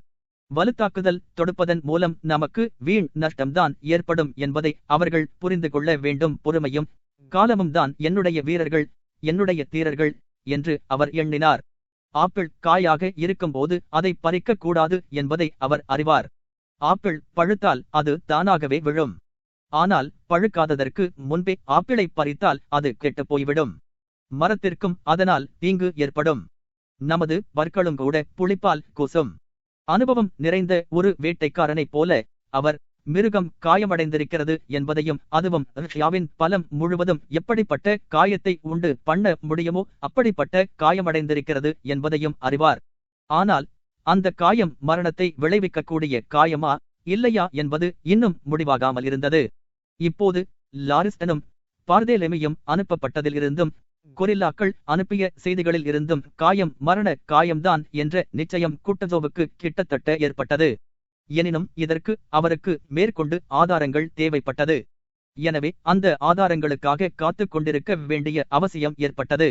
அந்த மிருகத்தை எவ்வளவு தூரம் காயப்படுத்தியிருக்கிறோம் எனத்தை அவர்கள் ஓடிப்போய் பார்க்க வேண்டுமென்று விரும்புகிறார்கள். ஏன் பொறுத்திருந்து நாம் பார்க்கக்கூடாது? எப்போது பார்த்தாலும் ஓயாத இராணுவ நடவடிக்கைகளும் ஓயாத முன்னேற்றமும் தானா என்று அவர் நினைத்தார். இவை எல்லாம் எதற்காக? தங்களுக்கு புகழ் தேடிக்கொள்வதற்காக தான். போர் செய்வதை ஏதோ ஒரு தமாஷா போல அவர்கள் நினைக்கிறார்கள். அவர்கள் எல்லாரும் குழந்தைகள் போலிருக்கிறார்கள். என்ன நடந்தது என்பது பற்றி அவர்களிடமிருந்து புத்திசாலித்தனமான விவரத்தை பெற முடியாது. ஏனென்றால் அவர்கள் எல்லாரும் தாங்கள் எவ்வளவு நன்றாய் சண்டை செய்ய முடியும் என்பதை காட்டிக்கொள்ள விரும்புகிறார்கள். ஆனால் இப்போது தேவைப்படுவது அதுவல்ல. அவர்கள் எப்படிப்பட்ட அதிமேதாவித்தனமான போர் திட்டங்களை எனக்குச் சொல்கிறார்கள். பீட்டர்ஸ்பர்க்கில் இருந்து அனுப்பப்பட்ட திட்டம் அவருக்கு இப்போது ஞாபகத்துக்கு வந்தது. 2 அல்லது 3 சாத்தியக்கூறுகள் நிகழலாம் என்று அவர்கள் எண்ணியதை நோக்கினால் ஒவ்வொன்றையும் அவர்கள் எதிர்பார்த்திருக்கிறார்கள் என்று தோன்றுகிறது. ஆனால் அம்மாதிரியான சாத்தியக்கூறுகளுக்கு கணக்கு வழக்கு கிடையாதே. பாராடினோவில் விளைவிக்கப்பட்ட காயம் மரண காயமா அல்லது இல்லையா என்னும் முடிவாகாத விஷயம் ஒரு மாத காலமாகவே குட்டசோவின் தலைக்கு மேல் தொங்கிக் கொண்டிருந்தது. ஒருபுறம் பிரெஞ்சுக்காரர்கள் மாஸ்கோவை ஆக்கிரமித்து கொண்டு விட்டார்கள். இன்னொரு புறம் தாமும் ருசியர்கள் அனைவரும் தங்கள் முழுபலத்தையும் சேர்த்து கொடுத்த அடி மரண அடியாகத்தான் இருக்க வேண்டும் என்று குட்டசோவ் உறுதியாக நம்பினார். எனினும் அதற்கு ஆதாரங்கள் தேவைப்பட்டன. அவற்றிற்காக அவர் ஒரு மாதம் பூராவும் காத்திருந்தார். எவ்வளவு நீண்டகாலம் காத்திருந்தாரோ அவ்வளவுக்கு அவர் பொறுமை இழந்தார். தூக்கம் பிடிக்காத அந்த இரவுகளில் படுக்கையில் படுத்தவாறு மற்ற இளம் ஜெனரல்கள் எதை செய்தார்கள் என்பதற்காக அவர்களை கண்டித்தாரோ அதையே அவரும் செய்தார். அதாவது இளைஞர்களைப் போலவே எல்லா வகையான சாத்தியக்கூறுகளை பற்றியும் கற்பனை செய்தார். ஆனால் ஒரு வித்தியாசம். 2 அல்லது 3 சாத்தியக்கூறுகளுக்கு பதிலாக அவர் ஆயிரக்கணக்கான சாத்தியக்கூறுகளை கண்டார். ஆனால் அவற்றில் எதன் மீதும் அவர் நம்பிக்கை வைக்கவில்லை. அவர் எவ்வளவு அதிகமாக சிந்தித்தாரோ அத்தனைக்கு அதிகமான சாத்தியக்கூறுகள் அவர் முன்னால் தோன்றின. நெப்போலியனுடைய இராணுவம் முழுவதுமோ அல்லது பகுதிகளோ பலவிதமான நடவடிக்கைகளை எடுக்கலாம் என்று அவர் மனோராஜ்யம் செய்தார். அதாவது பீட்டர்ஸ்பர்க்கு எதிராகவோ தமக்கு எதிராகவோ அல்லது தம்மை தாண்டிச் செய்வதற்காகவே நடவடிக்கைகள் எடுக்கலாம் என்று நினைத்தார். நெப்போலியன் தம் வழியையோ பின்பற்றி மாஸ்கோவிலேயே தங்கியிருந்தது தம்மை எதிர்பார்த்து கொண்டிருக்கலாம் என்று கூட எண்ணினார். இந்த சாத்திய கூரை பற்றித்தான் அவர் எல்லாவற்றையும் விட அதிகமாக அஞ்சினார். மெடின் யூக்னோவ் என்னும் ஊர்கள் மாஜாய்ஸ் ஸ்மாலென்ஸ் ரஸ்டாவுக்கு தெற்கே உள்ள ஒரு ரஸ்டாவில் காலுகாவுக்கு வடமேற்கே அமைந்துள்ளன. மாஜாய்ஸ் ஸ்மாலென்ஸ் ரஸ்டா வழியாகத்தான் நெப்போலியன் மேற்கு பக்கமாக பின்வாங்கினார். டோட் என்னும் ஊர்களின் வழியாக நெப்போலியனுடைய இராணுவம் பின்னால் திரும்பலாம் என்று கூட அவர் கற்பனை செய்தார். ஆனால் அப்போது நடந்த ஒரு விஷயத்தை அவரால் முன்னுணர்ந்து பார்க்க முடியவில்லை. அதாவது நெப்போலியனின் இராணுவம் மாஸ்கோவை விட்டு புறப்பட்ட முதல் 11 நாட்களில் உன்மத்தமும் பீதியும் கொண்டு நெருக்கி அடித்துக் கொண்டு சென்றது. இதுவே பிரெஞ்சுக்காரர்கள் பரிபூரணமாக அழிக்கப்படுவதை சாத்தியமாக்கிற்று. இதை குட்டசோவ் முன்கூட்டி கொஞ்சமும் எதிர்பார்க்கவில்லை. பிரசியருடைய படைப்பிரிவு பற்றி தாராகாவின் அறிக்கை, நெப்போலியனது இராணுவத்திற்கு ஏற்பட்டுள்ள கஷ்டம் பற்றி கொரில்லாக்களின் தகவல், மாஸ்கோவை விட்டு புறப்படுவதற்கு பிரெஞ்சுக்காரர்கள் தயாராகி வருகிறார்கள் என்னும் வதந்திகள் ஆகிய இவைகளனைத்தும் பிரெஞ்சு இராணுவம் முறியடிக்கப்பட்டுவிட்டது, அது ஒட்டம் பிடிப்பதற்கு தயாராகி வருகிறது என்னும் கருதத்தை உறுதிப்படுத்தின. ஆனால் இவைகள் வெறும் யூகங்கள் மட்டுமே. இந்த யூகங்கள் வாலிபர்களுக்கு முக்கியமானதாக தோன்றின. ஆனால் குட்டசோவுக்கு அப்படி தோன்றவில்லை. அவரது 60 வருட அனுபவத்தில் வதந்திகளுக்கு எவ்வளவு தூரம் மதிப்பு கொடுக்க வேண்டும் என்பதை அவர் அறிவார். புத்தி கூர்மை படைத்தவர்கள் ஏதாவது விரும்பினால் அந்த விருப்பத்தை உறுதிப்படுத்துவது மாதிரியான முறையில் எப்படி செய்திகளை கோவைப்படுத்தி கொடுப்பார்கள் என்பதை அவர் அறிவார். இப்படிப்பட்ட சந்தர்ப்பங்களில் தங்களுக்கு பாதகமான செய்திகளை எல்லாம் அவர்கள் எப்படி விலக்கி விடுவார்கள் என்பதையும் அவர் அறிவார். மேலும் எந்த ஒரு விஷயம் நடக்க வேண்டுமென்று அவர் அதிகமாக விரும்புகிறாரோ அதில் அவர் குறைவான நம்பிக்கையே வைப்பார். இந்த பிரச்சினைதான் அவரது சிந்தனை பூராவையும் ஆக்கிரமித்துக் கொண்டிருந்தது. மற்றவையெல்லாம் அவருக்கு வாழ்க்கையின் வழக்கமான அலுவல்களாக மட்டுமே தோன்றின. இப்படிப்பட்ட அலுவல்களில் இராணுவ தலைமை பீடத்தில் உள்ளவர்களுடன் தாம் நடத்தும் உரையாடல்கள், தாராவிடினோவில் இருந்து திருமதி தி ஸ்டாலுக்கு எழுதிய கடிதங்கள், நாவல்கள் வாசிப்பு, பரிசளிப்பு, பீட்டர்ஸ்பர்க்குடன் கடித போக்குவரத்து முதலியவை அடங்கியிருந்தன. ஆனால் பிரெஞ்சுக்காரர்கள் நிர்மூலமாக்கப்பட வேண்டும் என்பதே அவரது உள்ளத்தின் ஒரே ஒரு விருப்பமாக இருந்தது. அவர் ஒருவர்தான் பிரெஞ்சுக்காரர்களின் அழிவை முன்னுணர்ந்தவர். அக்டோபர் 11 தேதி இரவிலும் அவர் தமது கையை ஆதாரமாக வைத்து சாய்ந்து கொண்டு இதை பற்றித்தான் சிந்தித்துக் கொண்டிருந்தார். அடுத்த அறையில் ஏதோ ஒரு பரபரப்பு ஏற்பட்டது. தால் கானாவ்னைட்ஸின் பால்காவேடினாவ் ஆகியோரின் காலடி ஓசை கேட்டது. என்ன, யார் அங்கே? உள்ளே வாருங்கள், உள்ளே வாருங்கள், என்ன செய்தி என்று ஃபீல்ட் மார்ஷல் குட்டசோவ் அவர்களை அழைத்தார். ஒரு சேகவன் மெழுகுவர்த்தியை ஏற்றிக் கொண்டிருந்த போது தால் செய்தியின் சாராம்சத்தை தெரிவித்தார். யார் அந்த செய்தி கொண்டு வந்தது என்று குட்டசோவ் கேட்டார். இதற்குள் மெழுகுவர்த்தி ஏற்றப்படவே குட்டசோவின் பார்வையில் காணப்பட்ட கடுமை தாலை திகைக்க வைத்தது.